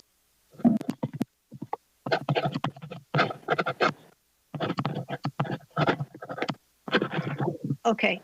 All right. Commissioner Neal, go ahead with your motion. Sure. I move to approve draft resolution A, recommending certification of the mitigated negative declaration for the project and thereby recommending approval of the demolition. All right. Any comment on Resolution A? All right, hearing none, may we have a roll call vote? I don't think, I didn't hear a second. This Commissioner Gibson, I'll second beg the your pardon. motion. You're right. We didn't have a second. Thank you, Commissioner Gibson. Motion by Commissioner Neal, second by Commissioner Gibson. Now for the vote. Commissioner Neal. Aye. Commissioner Gibson. Aye. Commissioner Davis. Aye. Commissioner Christensen. Aye. Commissioner Kogler. Aye. Chairperson Jorgensen. Aye. Motion passes 6-0 on Resolution A. We need a motion on Resolution B. Madam Chair, I'd like to attempt a motion. Yes, please. I move to approve draft resolution B, recommending approval of conditional use permit 20-06, subject to site-specific conditions of approval, including the addition of condition of no exterior parking overnight, or no exterior overnight parking, as well as, due to the conceptual nature of the drawings presented, this project shall return to DRC for design review and approval regarding exterior details, colors, signage, and landscaping prior to issue of building permit. This is Commissioner Gibson. I will second that motion. All right, moved by Commissioner Neal and seconded by Commissioner Gibson. I have one item I would like the motion maker to consider, is that we also add that signage be returned to DRC as an additional condition of approval. Would you consider that? I believe I said that, or I intended to anyway. Yes, you did. The seconder accepts and recognizes that as well. Okay, any other comments from commissioners? Any other discussion? Madam Chair, it's Commissioner Kogler, just Yes. one quick kind of footnote. And I know Mr. Smith, the project architect, is still online and listening to all of this. And so I think he hopefully grasps the thinking of the Planning Commission, because I too have perhaps just a little reluctance moving this forward without the design details being in place. But I trust, having heard what he's heard, he can come back with some plans and working with the owner that will satisfy the DRC and meet the intent of what we're looking for. I think this project, more than many, the devil is in the details. And I think this will be a good project when it's done, but it has the potential to be a really shining star little project if it's done right. So that's my only comment. Thank you. Thank you. Couldn't agree more. Any other comments? All right, may we have a roll call vote? Commissioner Neal. Aye. Commissioner Gibson. Aye. Commissioner Davis. Aye. Commissioner Christensen. Aye. Commissioner Kogler. Aye. Chairperson Jorgensen. Aye. Motion passes 6-0 to adopt Resolution B as amended. All right, thank you. Thank you to the applicant. Thank you, and the commissioners. architects. All right, we will move on to agenda item number 4. Conditional use permit 20-05, site plan review 20-08, Boys and Girls Club 3301 Oak Street. We have the staff report, please. Thank you, Chairperson Jorgensen. So correct, this is for the Boys and Girls Club. This is both a conditional use permit and a site plan review. So looking at the location, this is on Oak Street, located between 32nd and 34th Street, so kind of on the north end of town. As indicated in the staff report, this is a part of town, a residential part of town that does have kind of a cluster of quasi-public uses nearby. So you see at the north end of this picture, the Library Study Center. You've got Georgia Brown Elementary School just immediately north of the site. To the south of the site at the corner of 32nd and Oak, you've got both KPRL, the radio station, and PRIAF, the Paso Robles Youth Arts Foundation. There's also a church up across the street from Georgia Brown on 34th Street. So as I said, a number, and actually there's, that's on Spring Street though. There's another church, but up on Spring Street at 36th. So there's a number of they're not quite commercial, not quite public uses locally. We've also got the Avalon Hotel across the street that really fronts Spring Street. We're anticipating redevelopment of that site in the not too distant future, hopefully. So this is just a sneak peek at the front elevation of the building that is proposed. So this is, you're standing in Oak Street looking at the site. So in the Uptown Town Center specific plan in the T4N zoning district, this is a primarily residential zoning district, but there are certain public and government sort of quasi-public and public uses that are allowed in the T4N. And those include things like public facilities and parks, meeting facilities, community centers, churches, private schools, public schools, and so forth. And so this is, the proposed use is a community youth center. So it fits in with the descriptions that are conditionally allowed in the T4N. So tonight, the Planning Commission is considering whether or not this is an appropriate site to allow a community youth center. So the Boys and Girls Club has reported to us that they will be able to serve about somewhere between 240 and 250 youths in the new center. The proposed building is just over 8,000 square feet. Their programs are primarily after-school programs, and then during the summer they do weekday programs, is my understanding. The applicant is on the line, and so if I've misstated that, I'm sure he'll be able to correct us later. They do have a site in Santa Maria where the facility does get rented out, and because of the nature of the use, there are hours where the building isn't necessarily being used by the Boys and Girls Club. So the applicant has indicated that facility rentals are not a major part of their program intended at this site, but there are some conditions of approval in the draft resolution regarding facility rentals, just to kind of cover that base. So we can, I have some more information about that later in the presentation. The applicant reports that in general, they have about a 1 to 20 staff to youth ratio. So with 240 to 250 youths, they would expect 12 to 14 staff members. The sort of administrative offices for the Boys and Girls Club are located in, I believe, in Santa Maria. So unless there's someone who lives locally and would decide to work here, they don't intend, or they don't expect a lot of administrative staff to report to this site. There's a discussion in the staff report about Georgia Brown Elementary School. This is something obviously outside of the city's control, but the school district has been making motions that indicate that the Georgia Brown campus may or may not continue to be used as an elementary school. So that'll obviously bring some changes to this part of town. In addition, the school district has eliminated most of the school busing program. I know that the Boys and Girls Club has been a stop along the school bus route. Their current location is at Flamson Middle School, and they've been able to have kids bused from other schools in the district to their site. I'm not sure how the changes in the school busing program will affect the Boys and Girls Club, but it could have some impact on the number of vehicles that will be driving to the site to drop off and pick up children. So one consideration, because this is a residential area, would be noise. Our noise ordinance does state that daytime noise is generated by private schools, parks, and playgrounds is generally exempt from the noise ordinance. For noises that are not exempt, there are some limitations in the Uptown Town Center specific plan. The technical term is LMAX. My understanding is that has to do with the highest noise measured over a given time. It is related to decibels. And 80 LMAX, 80 decibels is related to, or is heavy traffic or a noisy restaurant has a maximum has, obviously I'm not a noise expert, so 80 decibels is the noise that you hear in a heavy traffic or a noisy restaurant at night. The 70 Lmax is the maximum.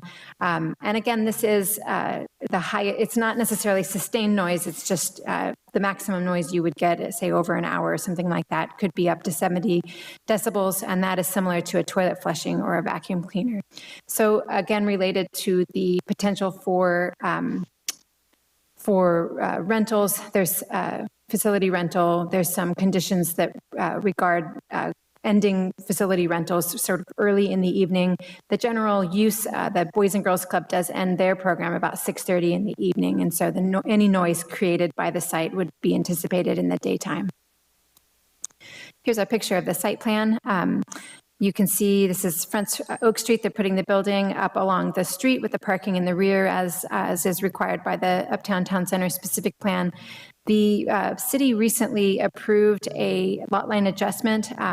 The Planning Commission approved some apartments that front Vine Street over to the west of this project, and the owner of that property was interested in selling this 22 feet to the Boys and Girls Club.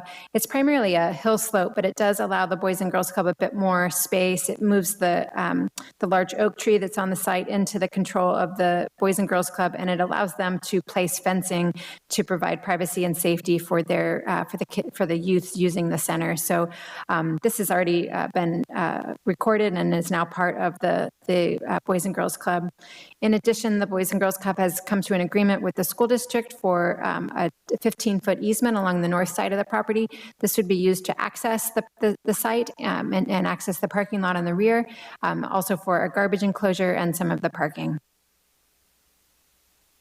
So regarding parking, and actually I'll go back, there are a total of 20 spaces proposed. There's kind of two separate parking areas. On the north side, there's 10 spaces there, and those are going to be available to staff on a regular basis.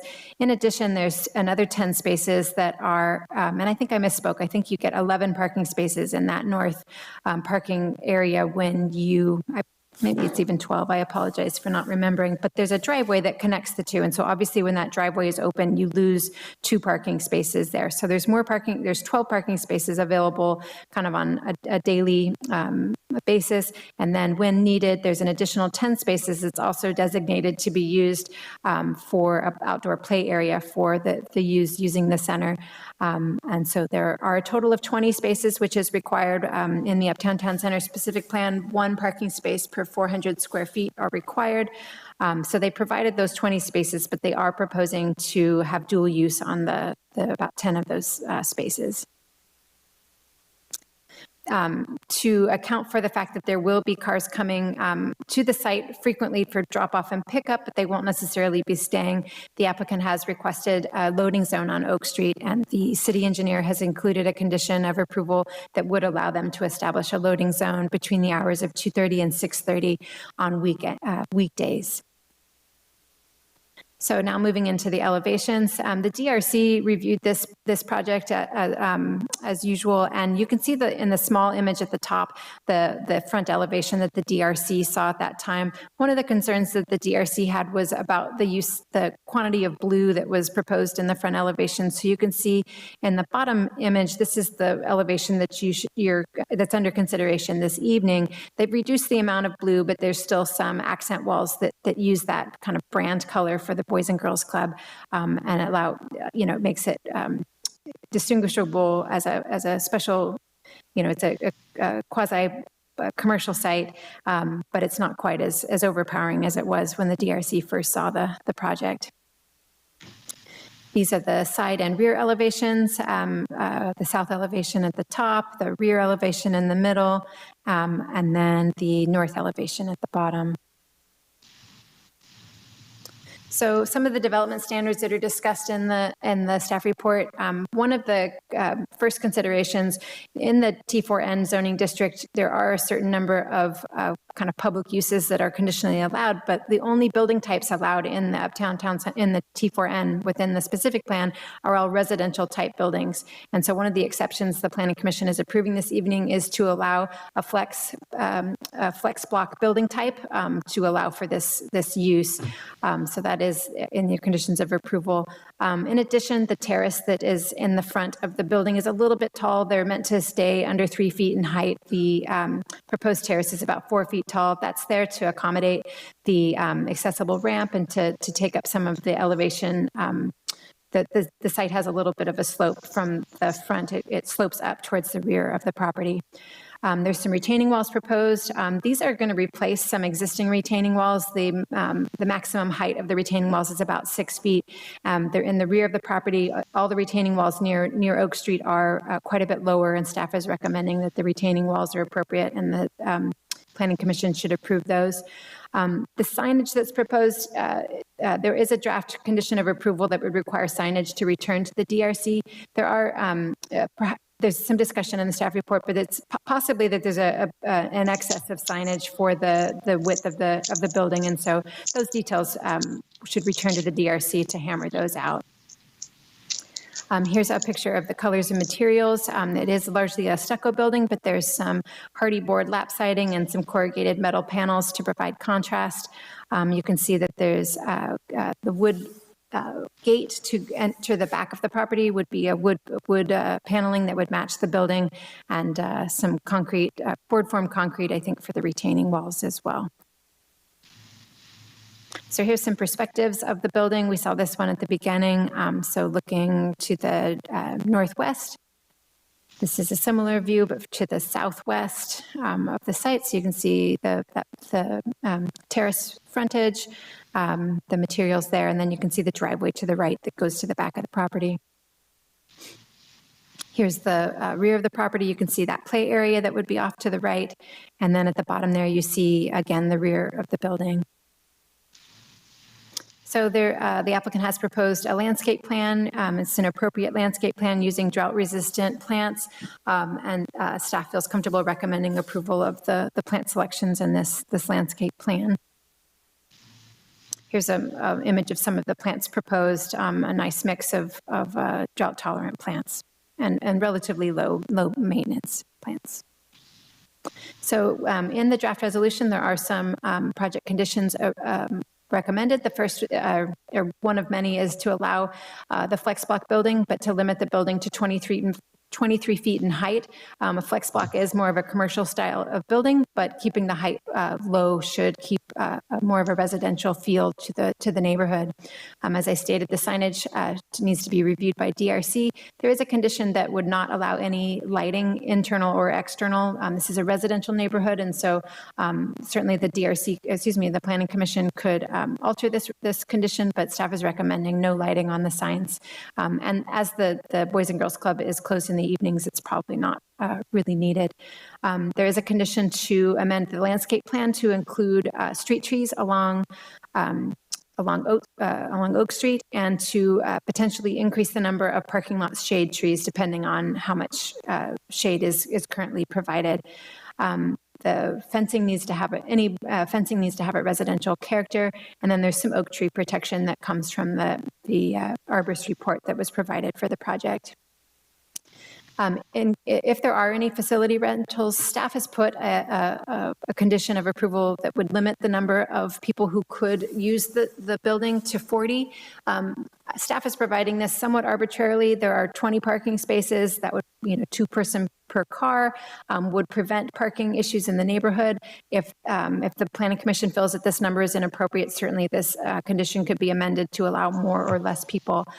There's a condition that if the facility is rented, that all 20 parking spaces need to be available. In other words, the fences between the two parking areas would need to be open. Any outdoor activities would need to be concluded by 7 p.m. and the indoor activities would need to be concluded by 10 p.m. This reflects the fact that this is a residential neighborhood, and that the nearby neighbors should be able to expect a quiet neighborhood. As I stated before, there is a condition that would allow a passenger loading zone. The city engineer has also requested a sewer easement on the south side of the property. There's an existing sewer that has a too narrow of an existing easement, and so the applicant and the city engineer have worked out that the existing sewer easement would be widened. There are a number of findings in the draft resolution. These are I would say the two most important. The first is that the project is consistent with the general plan and the specific plan, and I think for all the neighbors, the Planning Commission needs to consider whether or not this project is compatible with the neighborhood. It is a residential neighborhood, and this is a quasi-public use.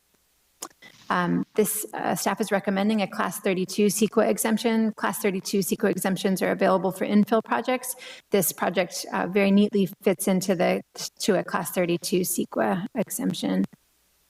Staff is recommending that the Planning Commission adopt Draft Resolution A, which would approve Conditional Use Permit 20-05 and Site Plan Review 20-08 based on findings and subject to conditions of approval.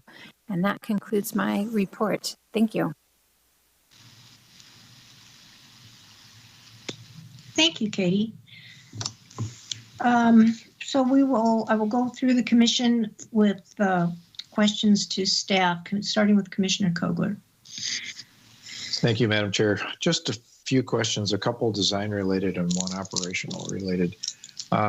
Katie, on the design side, the easement that was obtained by the school district, is that a perpetual easement? If the school district would sell that school site, would that easement be in any jeopardy? So the easement is included, I believe, is attachment number 2. And the way I read the easement, yes, it is perpetual. It does say that it runs with the land. Okay, thank you. And you raised in your very thorough presentation, by the way, retaining walls as high as 6 feet. Can you specifically talk about where those are and what protections there would be at the top of a 6-foot wall, since this is going to be an attractive area for kids to play? Certainly. So if you look at the civil plans, which are included as Exhibit G, let me get to a page number.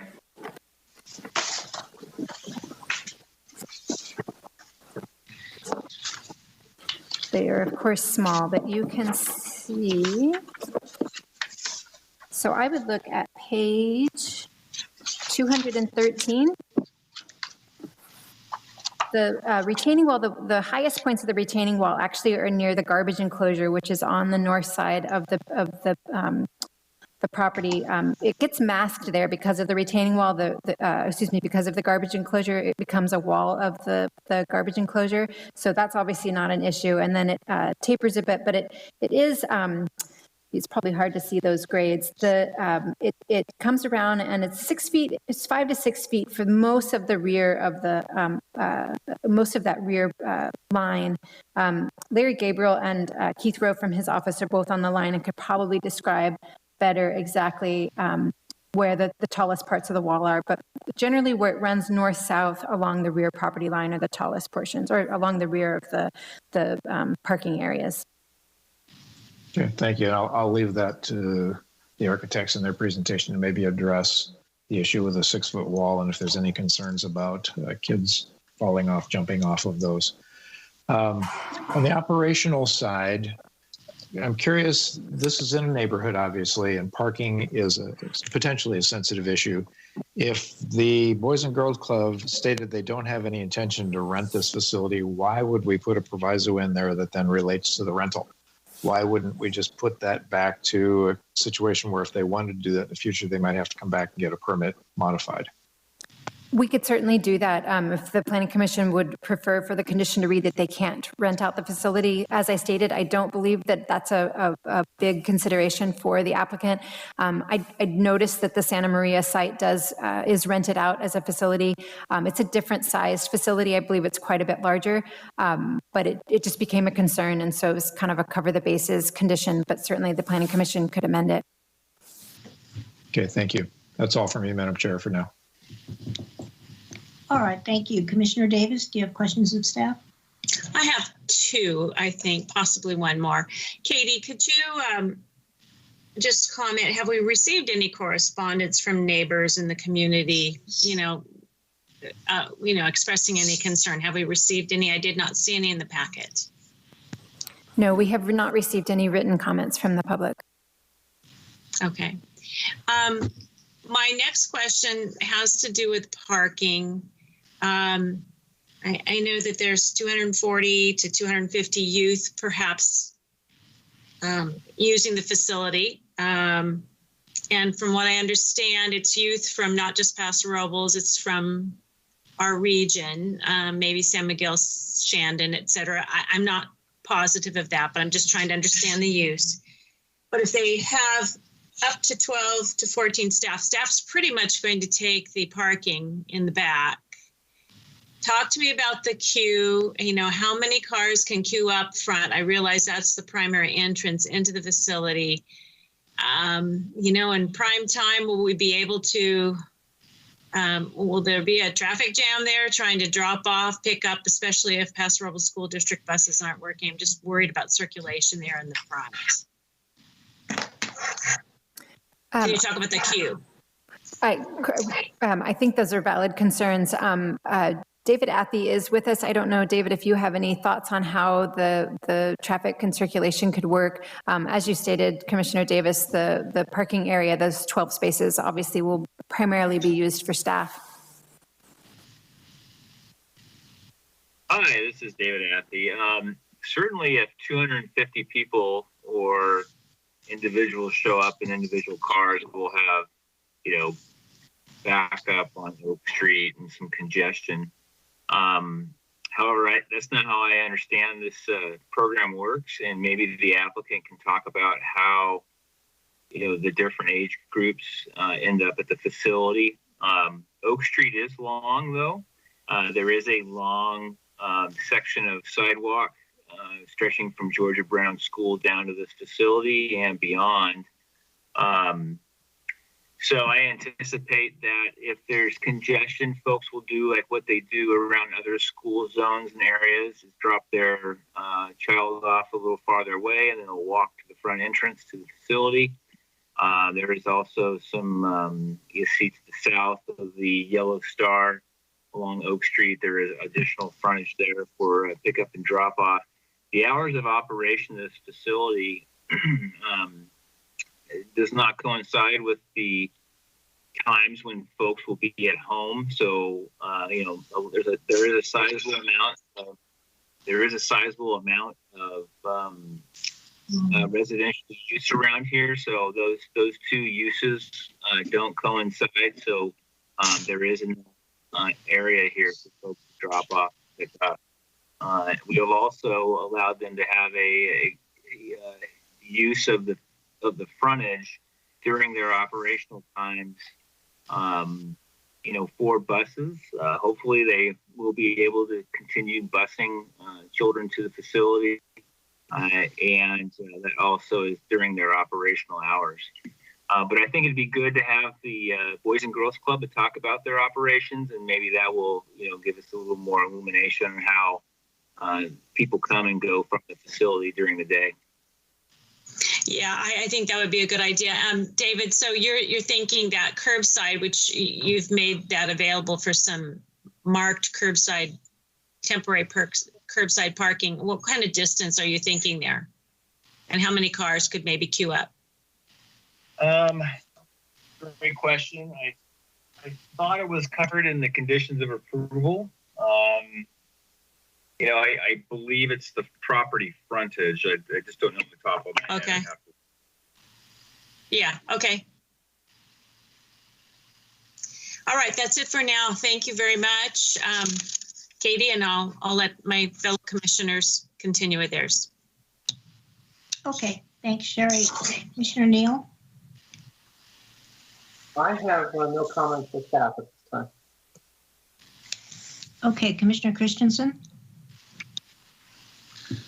I don't have many questions. I think the design looks really nice.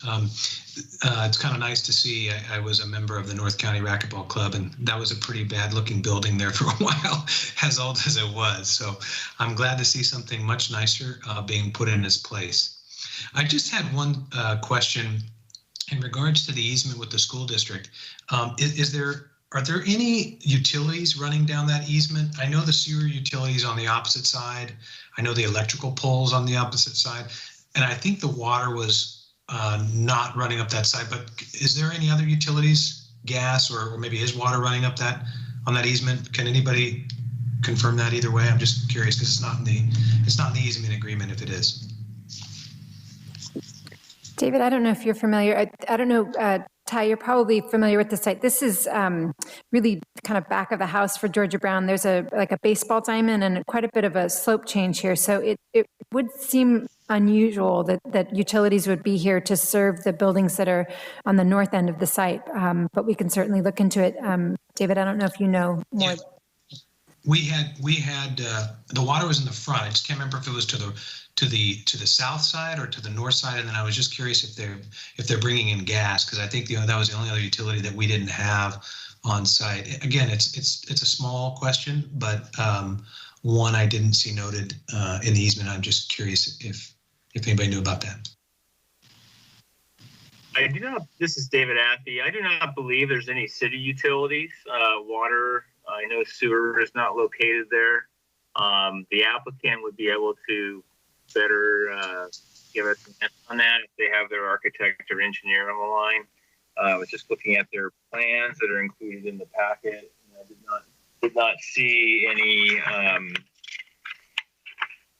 those plans in there, but I have not had a chance to look very closely at them. But I can look and give you an answer in a few minutes and see if I can find out. Okay, I appreciate that. And then, Katie, I had one other question towards the back, the part that was acquired from the back neighbor there. Was there a fence design there? I might have missed it. I don't know if there was something that was already planned in that location. Can you go to the elevation maybe that looks at that back portion on your screen? Yeah, I can't recall that it's shown. I believe the intention is to do a white vinyl fence along that rear property line to provide privacy. There was a concern about blocking the view for the safety of the children that are playing in the rear of the building. Sure. Looking to see if there's any notations on the. Would that have to come back for some type of review? So the way the way the condition is written is that it's to the satisfaction of staff. And so, you certainly see white vinyl fences in lots of residential neighborhoods. And I that's something staff would feel comfortable approving. If they were to propose chain link with slats or, razor wire or something like that, I don't think they're going to, but, staff wouldn't approve that. And actually, I do see it now. If you look at the very bottom of the site plan in the bottom left-hand corner, it does say vinyl fence. And so I think that's the intention is to do, but that might be existing.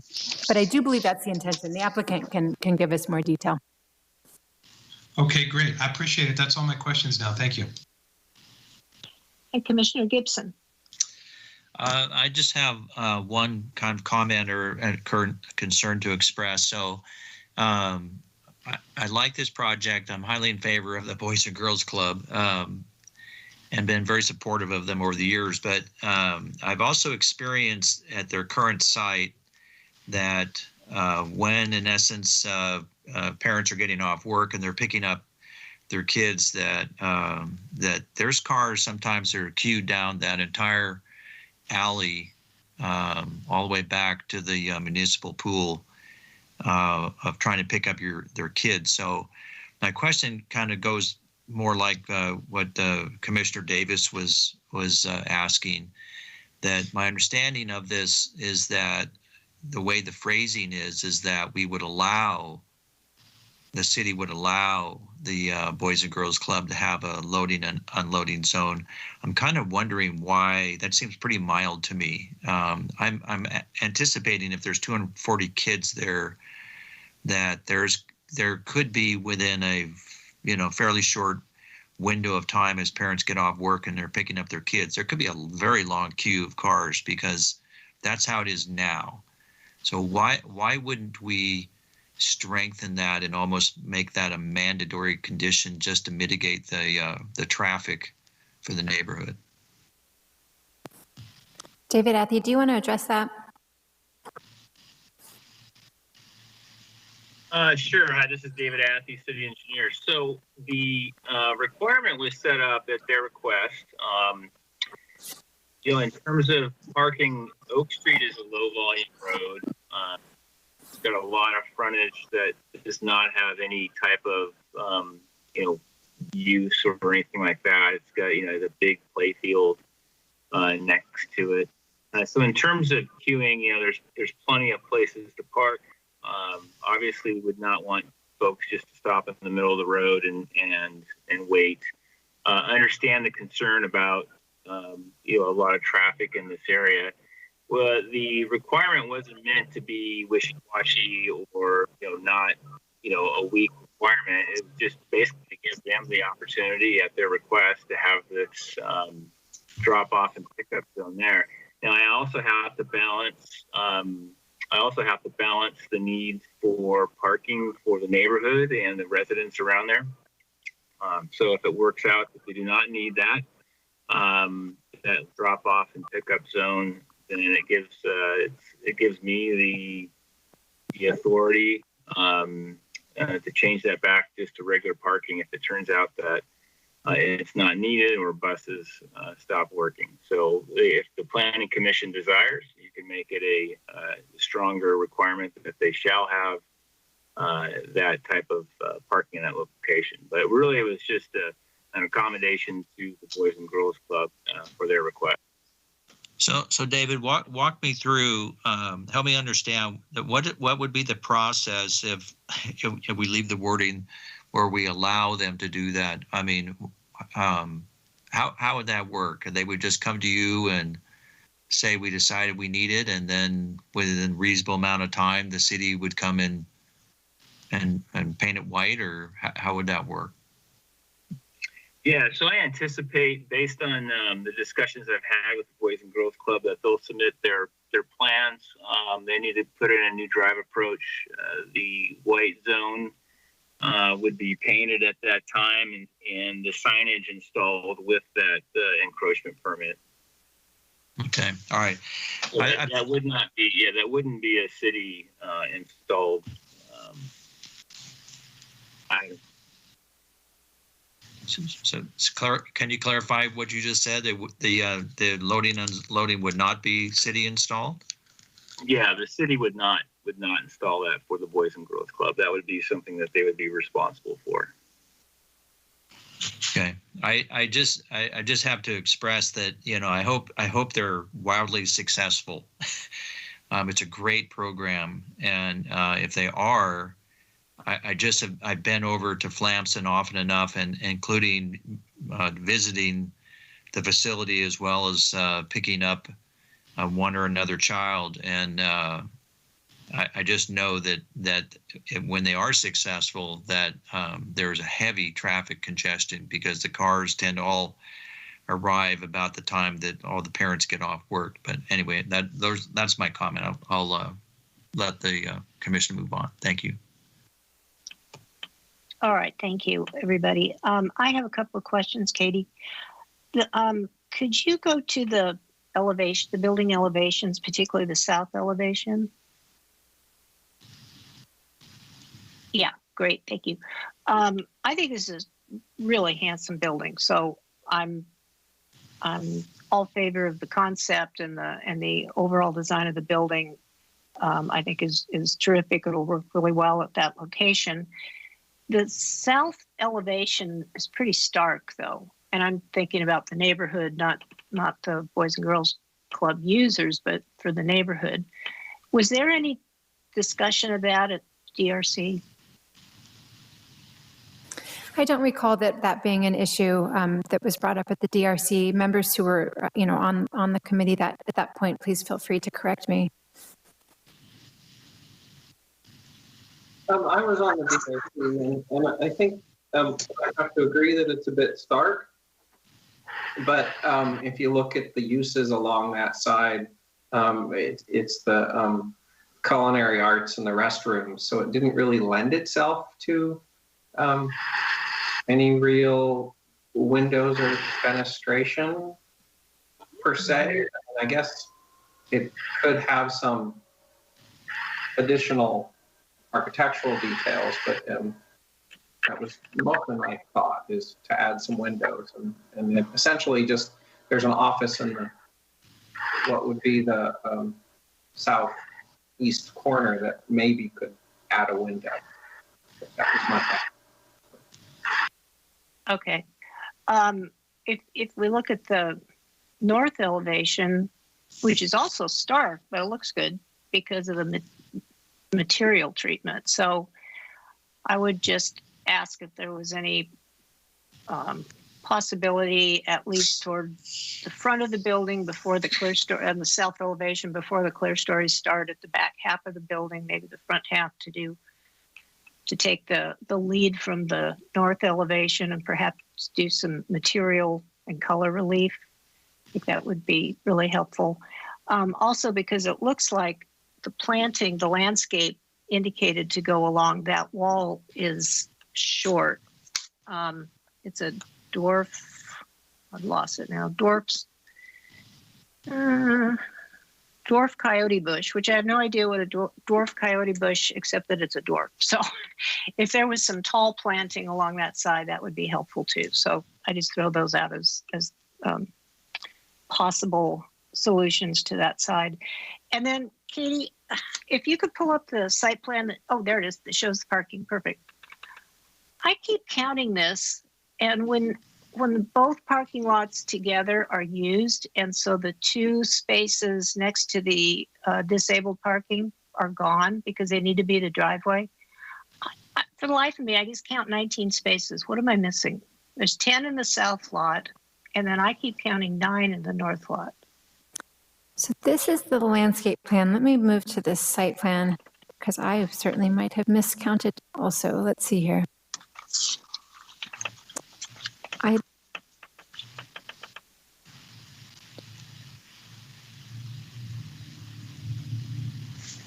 I think that I thought there might be a space, and there's no wheel stop, but between the building and the accessible space, it looked like there was enough space for a parking space. The applicant is on the line, as we said. Larry Gabriel's office is with us, and I might have miscounted, and that might not be a space. I feel like there was a count. Okay, that might be something we want to clarify.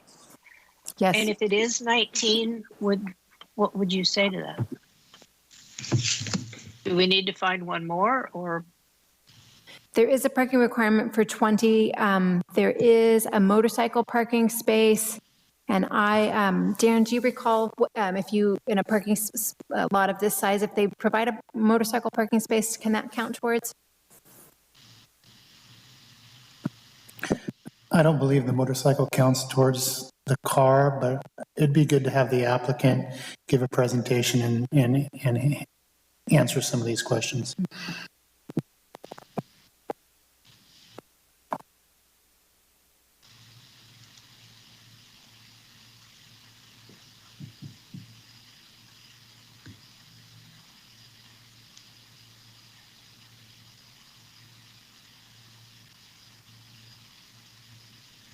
So we'll ask the applicant to answer that when you open the public hearing.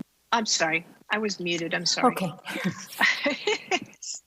Sorry for the long silence. I was saying, so we'll open the public hearing now, and I don't see any callers in the queue. So we'll go straight to the applicant. And so you could make your presentation and answer our questions. Please state your name and your address for the record. Thank you.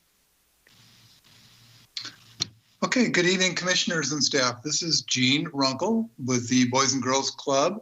Address is 98 Affirmed Lane here in Paso Robles.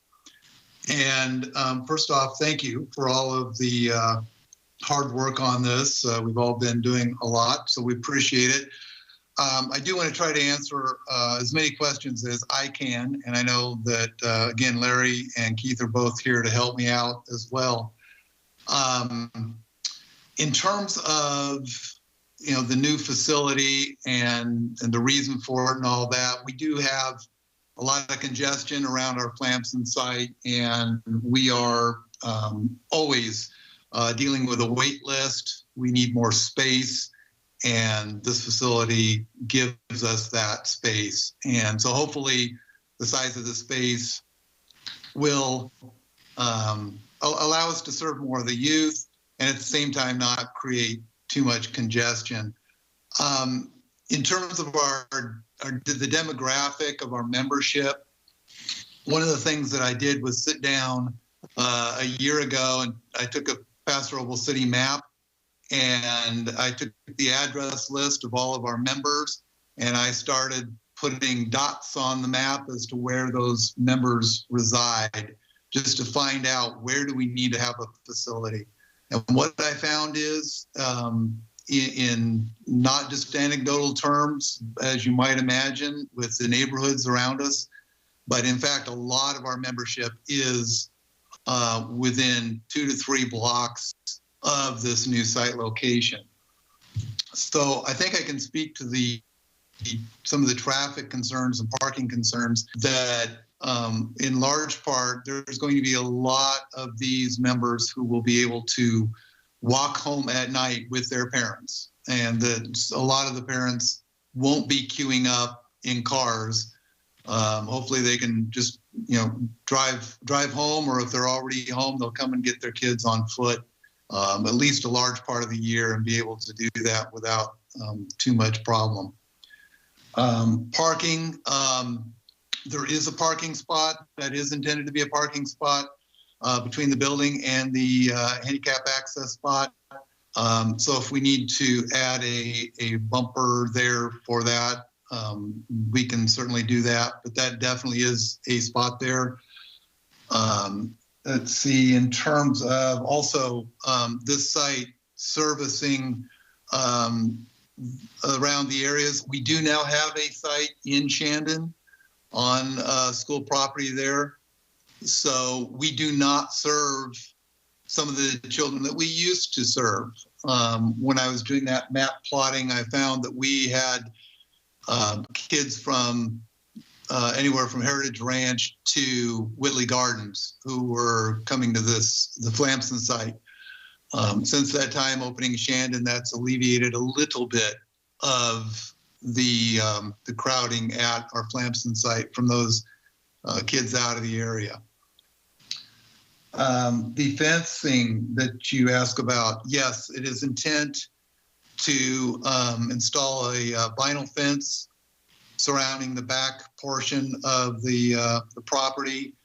Again, one of the key elements of what we do for the youth is provide a safe place after school for them to be. And so as we designed this facility, you'll notice that most of the windows are high windows.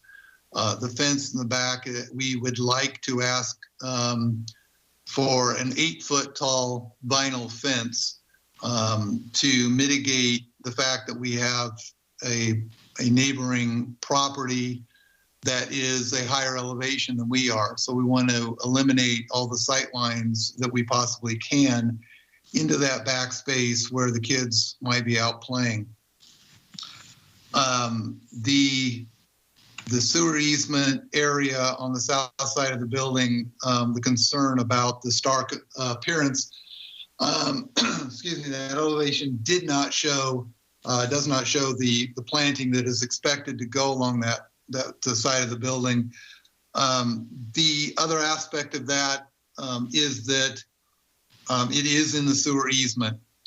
So we're concerned about putting anything too large, even plants in that area. The neighboring properties, for the most part, that's the backsides of those residences. From my own walking through the area there's not a lot of traffic or view, I don't believe, from those individuals who would be looking at that side. So I think if we do dress it up with those plants, I think it would be a lot more attractive than maybe it looked like on the rendering. In terms of rentals, no, I, as kind of the project manager, the person who's put more blood, sweat, and tears into this thing than anyone else. I do not plan on us renting this space like we do in our Santa Maria location. That is, the building size is approximately the same in terms of the space for indoor activities, other than the fact that that site, Santa Maria, also has a very large gymnasium. We do not have that. We won't have that. There's not a place for it. And that, for the most part, is what we rent out down there.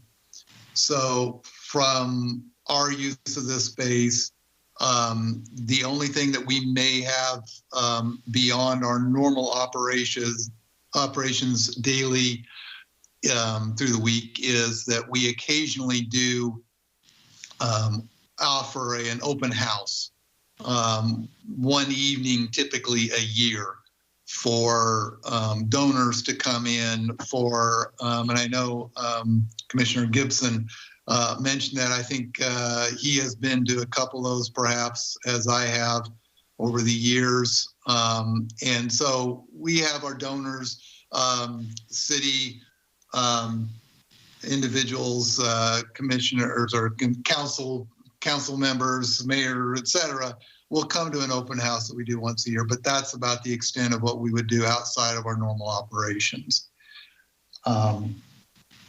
So from our perspective, I do appreciate the comments about the Boys and Girls Club and what we do for the community. I think, this is a great project in our eyes. We want to be good neighbors. We want to be a good participant in the community. The focus that we have in our operations is to serve the youth and to better their lives over the course of their growing years, and what we can do to give them a good, safe place, to offer homework help, nutritional lifestyle help, physical fitness, character building, all those programs that we operate. But reality is, when it comes to serving the youth, we really serve the community. The parents of the kids that we serve are able to go to work knowing their kids are in a safe place. They're getting that help that they need to grow up to be great citizens in the future. So those parents can then be good, reliable employees for our local businesses. The local businesses are better because of the fact that they've got those good, reliable employees that don't have to worry about where are their kids. And then obviously, if the businesses thrive in the area, the community is going to thrive. So we want to be the organization that helps not only the youth, but the community today. So I hope I've answered questions. I think lighting was a concern about the signage. The only thing that I'll say about that is I want to make sure that, it does get dark around here at 4:30 or 5 o'clock through a portion of the school year when we're operating. We need to have enough lighting on our signage and on and around our entry area that allows parents and children to find each other and to make sure that it's a safe exit along the way too. So that is my presentation, and again, I'll be here, and Larry's here to answer any questions beyond that. Hi, Gene. This is Darren, city staff. Can you address the number of students, the typical number of students at any one time? I think the question was about the plans indicating up to 250 students and pick up and drop off, and kind of how that aspect of the Boys and Girls Club works. Yeah, I can't speak to exact schedules because I don't have school schedules at my fingertips, but I do know from the Flamson site where I've experienced that sitting there in a finance committee meeting as the kids were coming in. Typically somewhere between 2:30 and 2:45 is when the kids start to arrive. And yes, they are right now being dropped off by a school bus there at the bus hub. But we typically get the kids coming in between that around 2:45 to 3:15 probably is the bulk of the range of when the kids will be coming in. In terms of pickup, again, I've been there at 4 in the afternoon and parents are starting to show up and pick up their kids, and then still at 5:30. So I think that's something that does get spread out over the course of time. I have no doubt that there are going to be times when it will be busy on Oak Street. But again, I think as David Athy mentioned, there's a long runway there. There's the Oak Street side of the Georgia Brown campus that's got a lot of length of roadway there where if need be, parents could either park or queue up. So I think that is going to be spread out over time.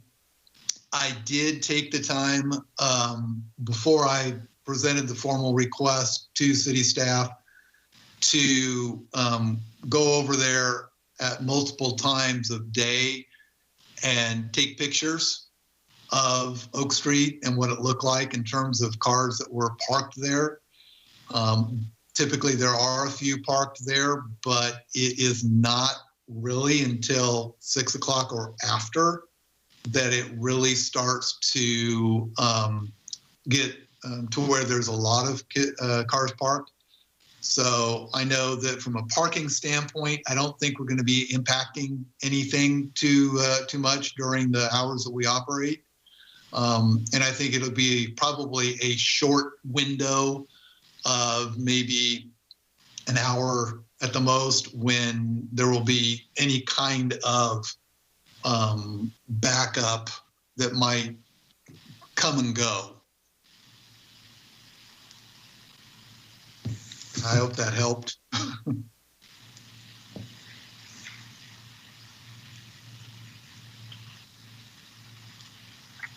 Okay. I was Larry Gabriel going to speak as well? Yes, I'm here. Can you hear me? Yeah. Oh, okay. Evening, Larry Gabriel, architect, 530 10th Street. And you guys are bringing up some very good questions here. I wanted to answer those and some of the others that have come up through a little bit through the DRC. And thank Katie for doing another great presentation. While we're on the site plan here, that stall that's on the right-hand side of the ADA stall is definitely another stall, and you only need a tire bump at the ADA stall for some reason. Everybody else can use a curb stop, so that's why there's no tire bump there. But that is definitely a stall. So there are 20 stalls when it's all open, and 12 at the top with a motorcycle and a bicycle location there. And that would basically be staff, and then we would close the bottom part off for a play area for the kids. So hopefully that explains that a little bit better. Larry, can I just interrupt and ask you a question? Is that stall to the right going to work for the handicapped stall to walk behind another, or to have to travel behind another space? They do not really work. They don't travel behind. They get into that hatched area, that cross-hatched area that goes up through to the trash enclosure. That's where they get out. They don't have to walk behind the car. They get out and walk straight in that unload zone. To the front of the building? This is mainly for staff, and that there's 2 doors right there in the back. If they need to get to the front of the building, we have the sidewalk that goes all the way around. That does meet ADA slopes. All right. I'm not trying to do ADA access review, Chuck, believe me. just trying to understand if that's really going to work. Okay, thank you. Yeah, for the occasional visitor that they can come in the back door or go all the way around the front. It does meet those standards. So the other thing was, we had originally the design, and if you can go to the rendering, maybe Katie, kind of set up to mid-century modern, which I now know is a flex block look. So I didn't know that. So I will start using that term. But if you look at Georgia Brown, and I think on our package, we actually have some pictures of Georgia Brown. We kind of pick up on some of the flat roof and the overhang and some of those features that are on Georgia Brown that are kind of related here. But most of the building is form and function over here, and we've kind of addressed the building heights and tried to make some character here that follows the function that's going on inside. And so starting on the left-hand side, those couple windows are offices that are behind them are restrooms and the little teaching kitchen. So those have lower 9-foot-ish ceiling areas and a little bit of attic space in there. So that's kind of a low range over there. The next area in front are a couple offices, and then it immediately pops up to the game room, which is about a 14-foot ceiling height. And then we have our entry that we popped up a little bit more of a feature that's maybe a 16-foot ceiling. And then on the right-hand side, it goes down in the classroom areas to more of a 12-foot height. The site was pretty challenging. From front to rear, I think we're 8 to 9 foot elevation change. So to get this thing to work out, we're up somewhere 3.5, 4 feet high off of the sidewalk over there with the stairs, the grand entry stairs, and the lengthy ramp we have to get you to the front door. But that's to keep the back as level as we can and make this thing work. And it actually, we think, makes a nice presentation with the terraced plants and things and planters in front. We have reduced the blue that DRC thought we had a little bit too much of, so we've reduced that, as Katie showed you from before, and mainly kept it to where it's on the signage and on the main entry tower over there, which is the signature color of the Boys and Girls Club. So we tried to maintain that as well. If we can visit the south side of the building, Katie.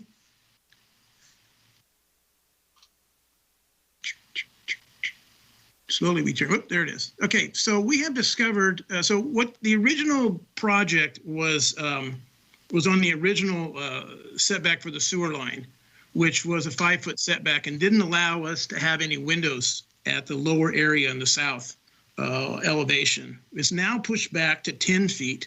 So we've gone back on our current set of plans and added 3 windows, 2 in the teaching kitchen area and 1 in the restroom area, to get a little daylight in there. So there are 3 windows down that side. And I respect your thoughts on the whoever made that, I forget now. But I think we can bring a window around from the front elevation and bring a little bit of a character around, at least to that first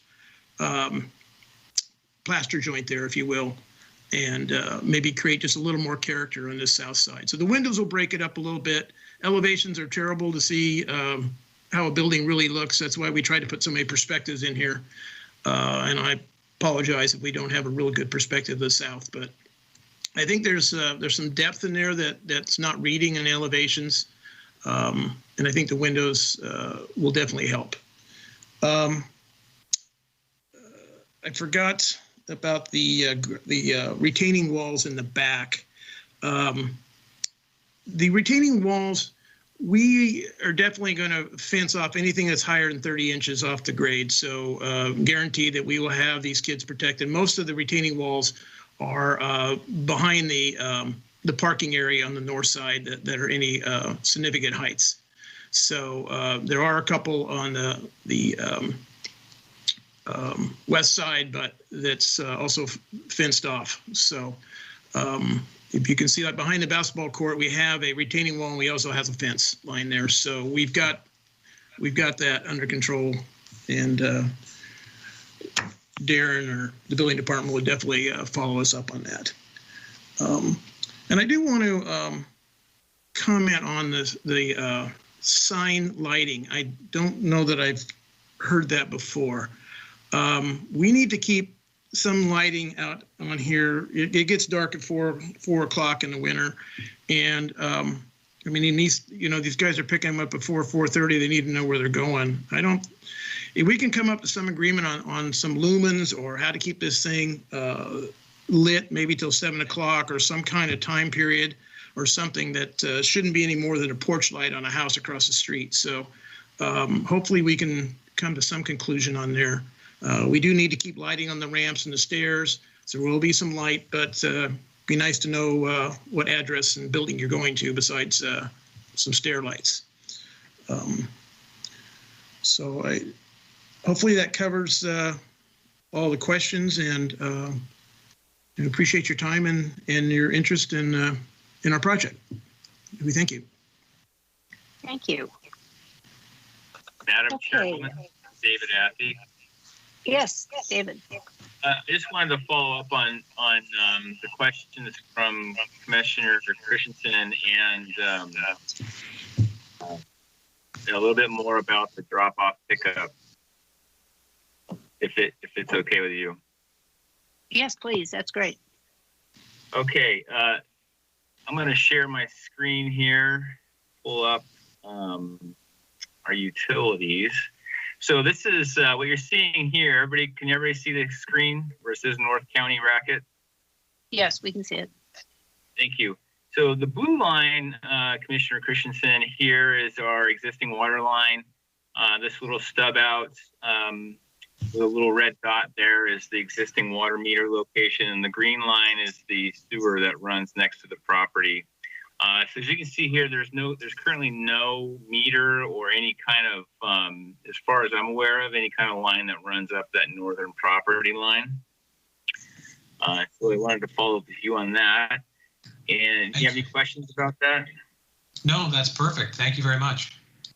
You're welcome. And then I wanted to follow up with Commissioner Gibson's concern about the parking. I wanted to show, the drop off and pickup, because I think he's got a good point. Let's see if I can find. Okay, so this is the picture of the frontage. This is looking north along Oak Street towards Georgia Brown, which is far off in the distance there. This is the end of their play field, and then the racquetball or the Boys and Girls Club site is here.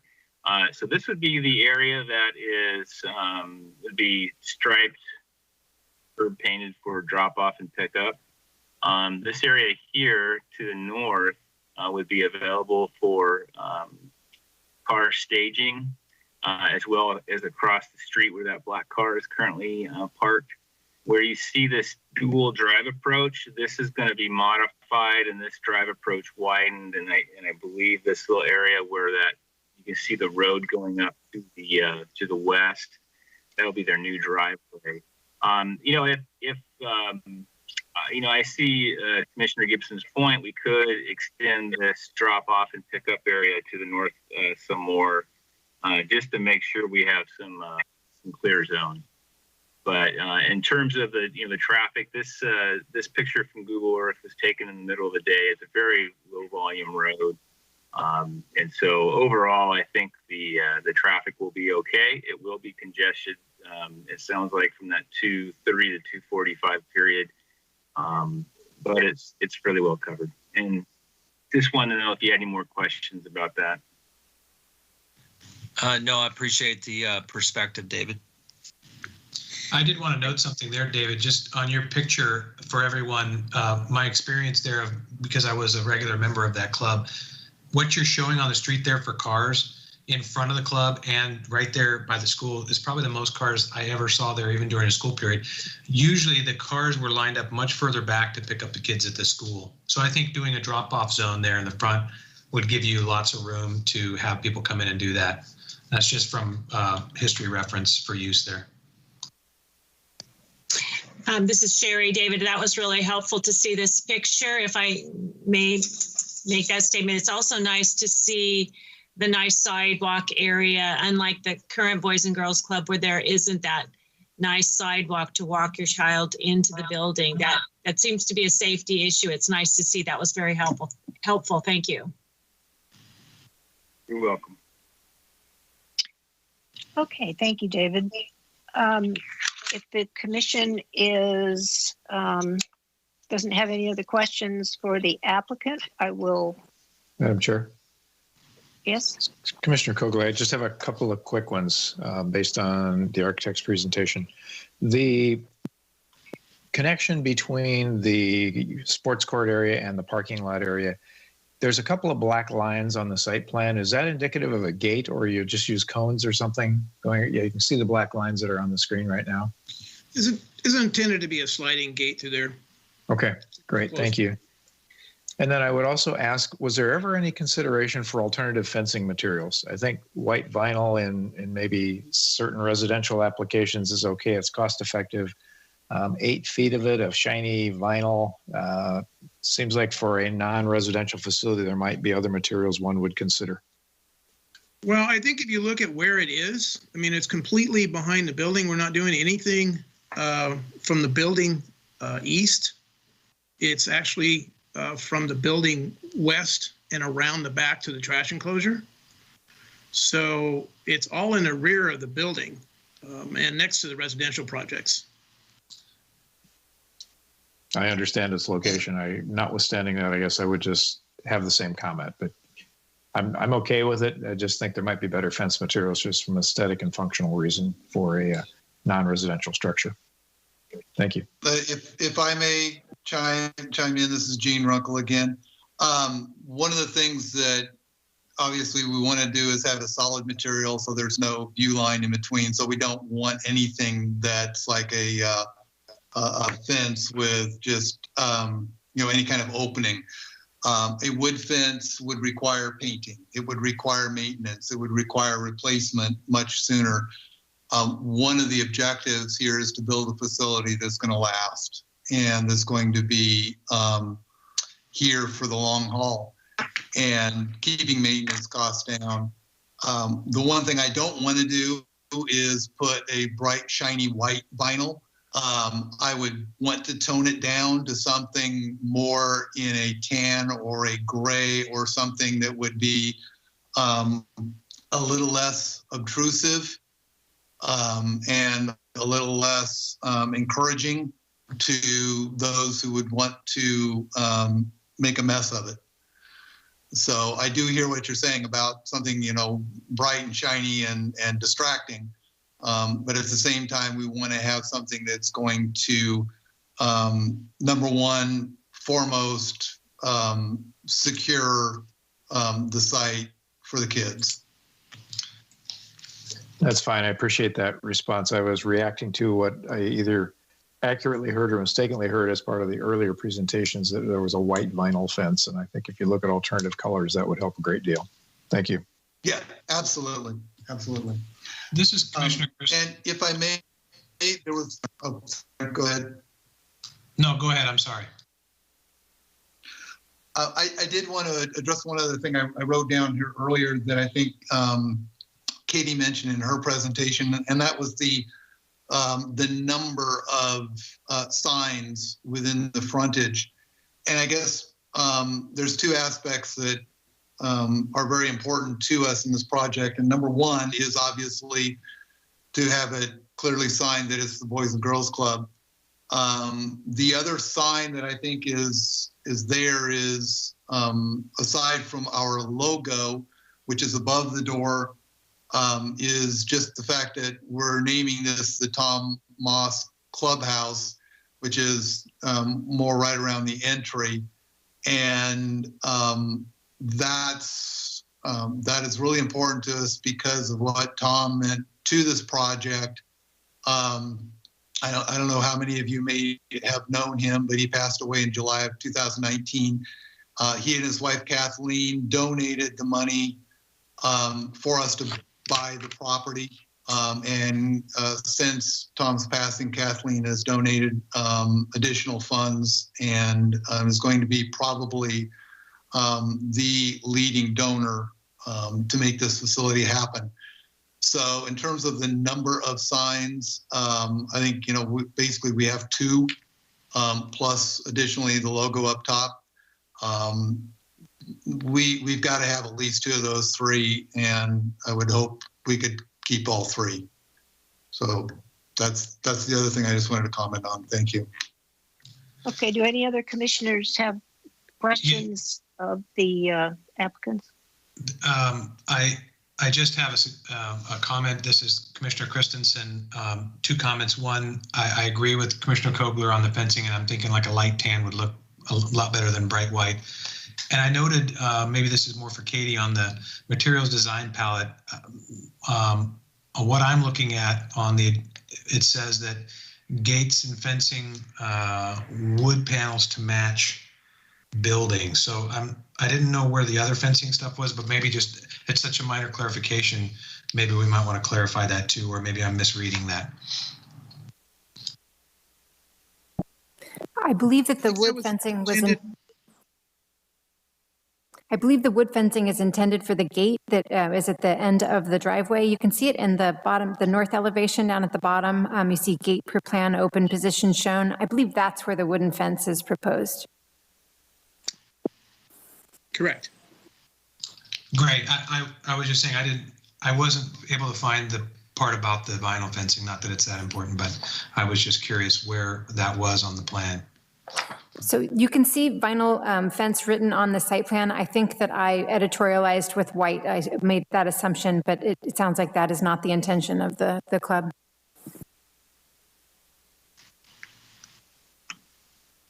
All right, are there any other questions of the applicants? Okay, so I will close the public hearing. Excuse me, Commissioner, Madam Chair, I do have a question before you go.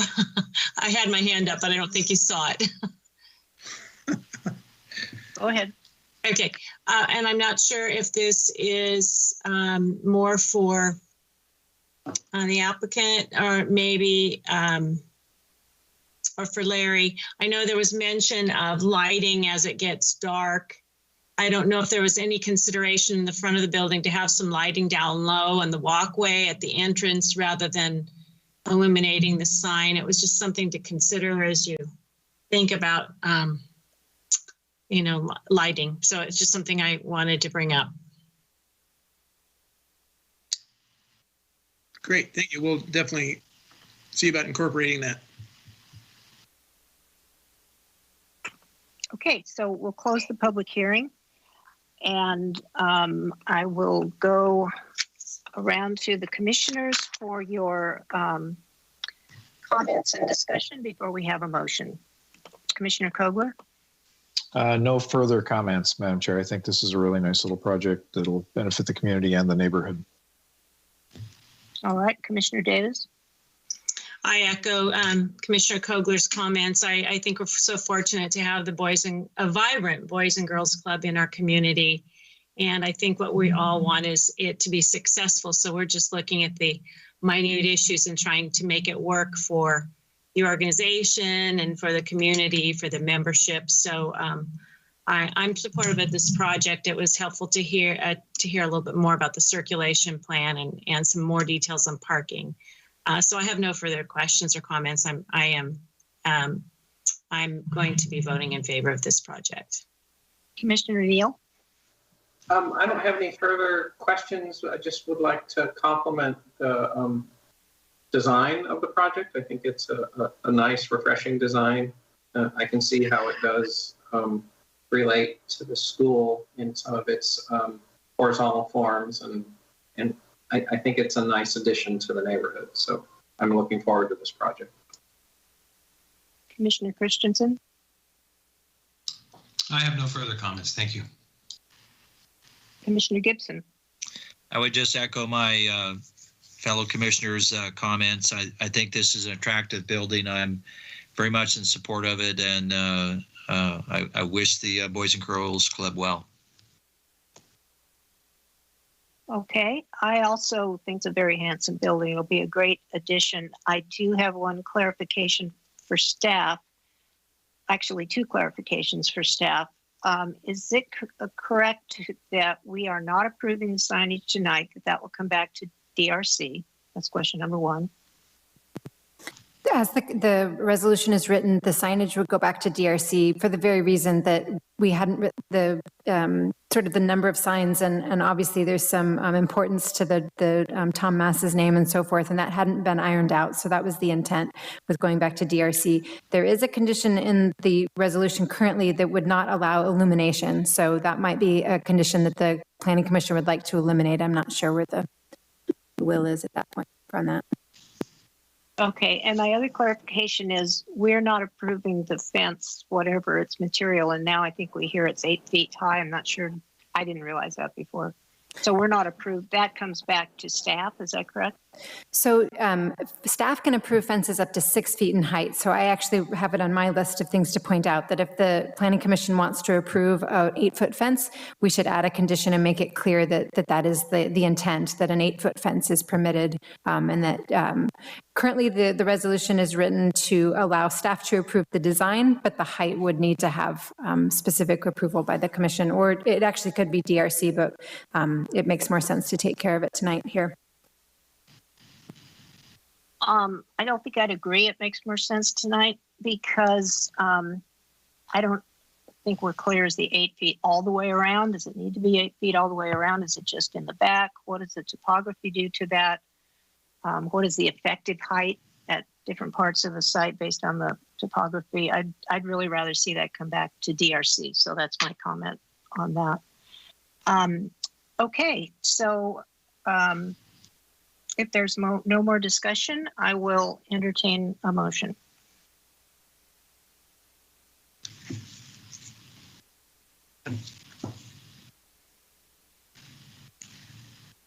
I will give it a try once I get to the right spot. Thank you, Commissioner Neal. I move approval of draft resolution A, approving conditional use permit 20-05 site plan review and site plan review 20-08 based on findings and subject to conditions of approval, with the added, and Katie, I think you said that sign is to go to DRC? Yes, currently site-specific condition of approval number 6 would require the signage to go back to DRC. Condition number 8 specifically says that no lighting is allowed. So you might want to make alterations to 7 and 8. Those are on page 196. Okay, I think maybe we could, I don't know if it's appropriate, add to condition for approval of signage that DRC will approve the 8-foot fence once an appropriate site plan is provided showing the locations of the fence. That is one option. There's also condition number 10 says that staff can approve fencing. We might change that to that DRC would approve the fencing. It's either one is a reasonable option, but we would want to eliminate number 10 if we change 8 or 7. Okay, well, let's keep 10 and 8-foot fence to be approved by DRC once appropriate site plan showing extent is provided. As well as part of the signage approval, I think we can adjust the lighting to see how it is, if it is appropriate. I'll second that. So motion by Commissioner Neal and second by Commissioner Christensen. Is there any further discussion? Yes, Madam Chair. Commissioner Kogler? Yes. I'd like consideration for modification of item number 11 on page 197. We talked about the rental, and it was reiterated by the applicant that they don't intend to rent it. So I would suggest maybe that one gets omitted, and in its place, maybe there is specific language precluding rental, which would thereby make them come back sometime in the future if they decided to rent the facility. I'm So good I with would that. ask- Maker of the motion accept that? I'm good with that, yes. And Commissioner Christensen? I'm rereading that section. I'm not sure that I am good with that. I think that maybe to clarify, Commissioner Kogler, you're referring to saying that if that were to happen, that you would want it to come back to DRC. Is that what you were trying to say? Let me clarify. Given the fact that this is a neighborhood location, and we've already talked a lot about impacts of pickups and so forth, and there's implications for the surrounding neighborhood with traffic, that renting this facility, which is not something the applicant is proposing to do, is something I think if they chose to do that in the future, they might come back and modify the permit. But right now, I don't see any reason to allow rentals to occur when they're suggesting they don't want them. And so I would suggest item 11 be omitted altogether and or modified to state that rentals of the facility at this time are not permitted.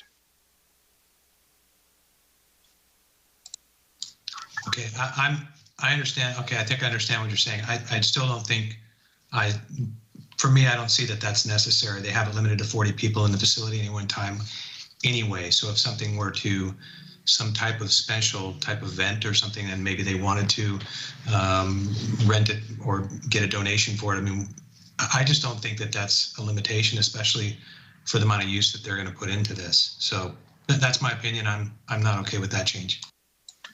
We can agree to disagree. That won't stop me from supporting this, but I don't concur with your conclusion on that. Thank you. So with that, to move this along, I will withdraw my agreement with the changes to condition 11. All right, any further discussion? Then I would agree on that second again.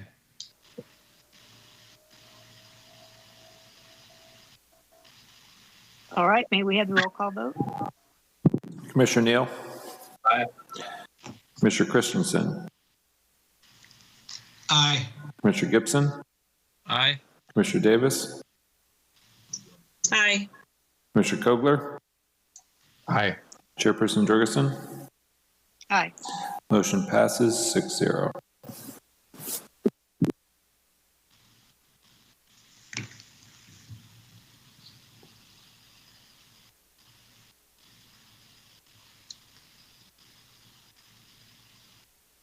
Sorry, I was muted again.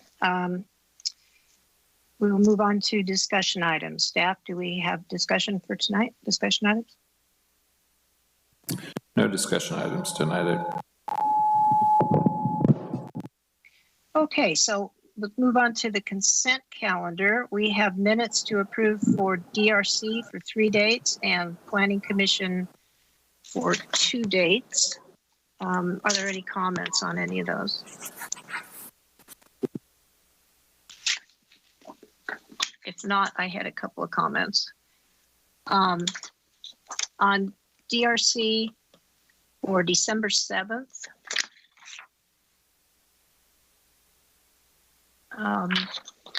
excuse me, catching up here. Oh, on the unpermitted carport cover, it does not say that the revised design will come back to DRC. And I believe that was, can you hear me? Yes, do you want to add that to the minutes? Sorry, my Teams just shut down. So yes, I would like for that to come back to DRC because I believe that was the discussion. And then on that same meeting, item number 3, the market building at Sensario, this is just a technicality, but that item is then, that agenda item is then discussed again on December 21st, and those minutes say that it was continued from 12/7. The 12/7 doesn't say it was continued, so I'm really getting picky here, but I suppose they should be consistent. Those were my only comments. Okay, so on item 3 for 12/7. think it should The say the item action was should be to continued. continue, it was continued. I guess the Correct. request to be revisited in future meeting. So clarify that's continued to future meeting. I believe so, just to match the wording on 12/21. Okay, we'll make that change. Any other comments or changes from the commission? All right, then I will entertain a motion for the consent calendar. This is Commissioner Gibson. I move to approve the consent calendar, including the Development Review Committee minutes for December 7th, December 14th, and December 21st of 2020, and the Planning Commission minutes for November 11th and December 8th of 2020. I'll second that. All right, thank you. So moved by Commissioner Gibson, second by Commissioner Kogler. And we have the roll call, please. Commissioner Gibson? Aye. Commissioner Kogler? Aye. Commissioner Neal? Aye. Commissioner Aye. Davis? Aye. Commissioner Christensen? Aye. Chairperson Jorgensen? Aye. Motion passes 6-0. All right, and other reports from staff. Okay, Housing Constraints and Advisory Committee Housing Element Update. We don't currently have any meetings scheduled. The council did adopt the housing element in early December. We do have meetings scheduled with some of our consultants to start to work on a work program for some of the housing element implementation measures, which is a series of zoning code text changes. So as those work programs come into focus, we'll be updating both the Housing Constraints Committee and the Planning Commission as those start to move forward this year. Second thing is development review schedule. So for January, Gibson, Kogler, and Castillo will be the DRC members. February, Gibson, Neal, and Castillo as well. Okay, thank you. So, Planning Commissioner comments. Commissioner Kogler. Just a quick comment. It's easy to get caught up in all of the big projects that we review, the special area plans and extending hotels and other hospitality related projects. And it's really nice in these tight economic times and COVID influenced times to see the two projects that we saw come through tonight that really have an impact on everyday life in this city and are done, I think, really exceptionally well in both of these cases. So this was, for me, was a fun agenda, and I'm really encouraged to see these kind of things happening in the community and hope there's more of it. Thank you. Thank you. Commissioner Davis. Well said, Mark. Thank you for saying that. No, I don't have any comments. Happy New Year, everyone. Commissioner Neal. No comments from me this evening. Thank you. Okay, Commissioner Christensen. I just want to echo Commissioner Kogler's comments. I am excited about these projects. I think that they are really a nice addition to our city, and I love how they're looking and turning out. So thanks everyone for all their hard work. And Commissioner Gibson. I would just echo the same. Well spoken, Mark. I very much looking forward to seeing these projects come to fruition. And Happy New Year. Okay, I do not have any comments tonight, so we'll ask for staff comments. Yes, thank you. So we have a number of update items for you. I think the first one is the Planning Commission recruitment process. So we have started the process of advertising for planning commissioners. We have 2 seats that are going to be open for possible reappointment or new appointments. So I believe those are Neal and Castillo's seats. So the applications are out. So we're encouraging existing commissioners to refile. And then if there's any interest in the community, other people that might be interested in applying, I would encourage the Planning Commission to let other folks know and provide them with copies of the applications or send them to staff if they have questions about the process. Also, the Housing Authority, the city council is in charge of appointing board members to the Housing Authority. That's a separate agency, but we do appoint their board. They are also looking for some additional members to that board. So also if the commission is aware of anybody in the community that would be interested in that position, let them know about that as well. Let's see, new staff. So Ashley Peterson, I forgot to mention that she's staffing the meeting tonight. She's doing our call screening. She is our new admin assistant too. She'll be supporting both the Planning Commission, the Planning Division, as well as the city engineer. Ashley actually worked for us for the last 6 months as a temporary employee, so we're really happy that we were able to bring her on full time. Once we get past this COVID thing, she'll be here at the meetings to help with the Planning Commission. You'll get to know her better, but you'll see probably different emails and notes from her. So if you start to see Ashley's name popping up on emails and whatnot, that's who she is. The boys' school, there's been a lot of activity regarding that property of late. The state issued a request for written offers to purchase the property. Those are due in February. We have heard from the state that there's a number of interested parties for the properties, and that those parties are very interested in moving quickly forward with a project entitlement once the property is sold to whoever the winning party is. Based on that, the city has issued an RFP for an EIR. We know any project out there is going to trigger an EIR due to the traffic issues on 46 East. So we have an RFP out right now.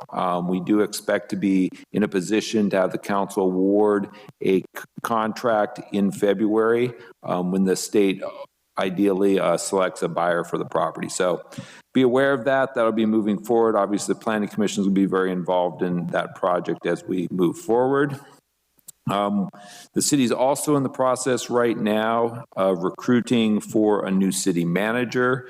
We do expect in February that the council will be doing interviews for the city manager position. We expect that probably by April to have a new city manager appointed. So as that develops, we'll let the Planning Commission know.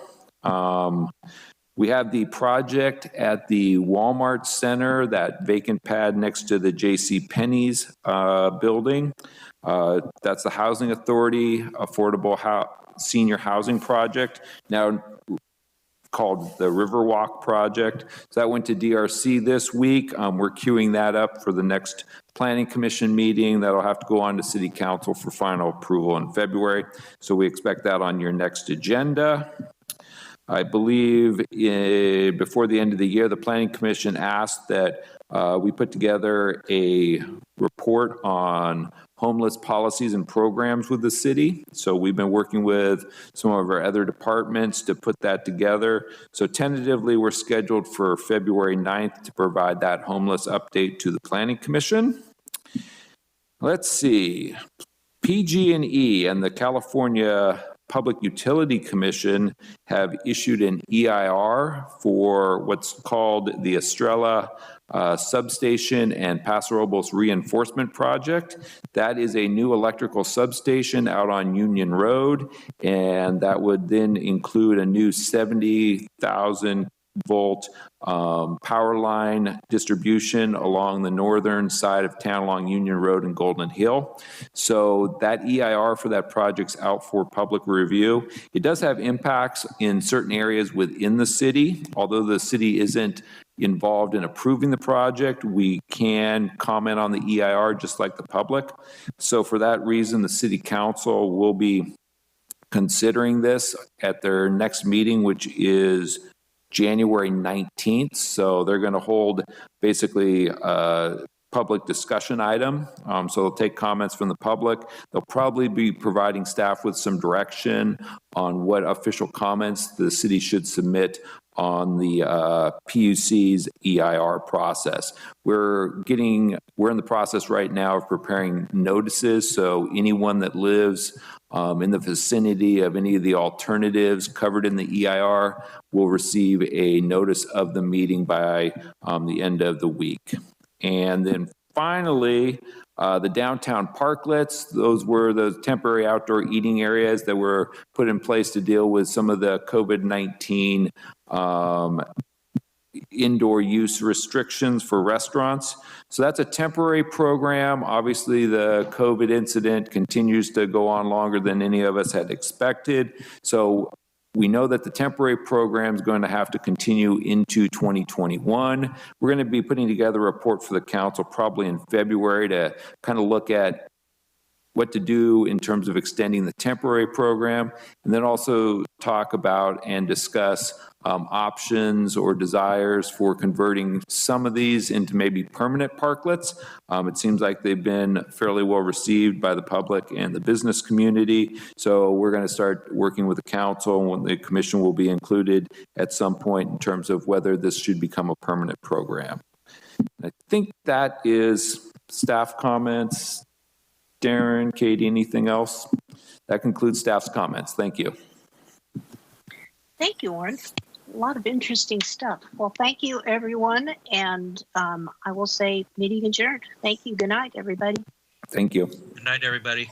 Good night, all. Happy New Year. Good night. Good night.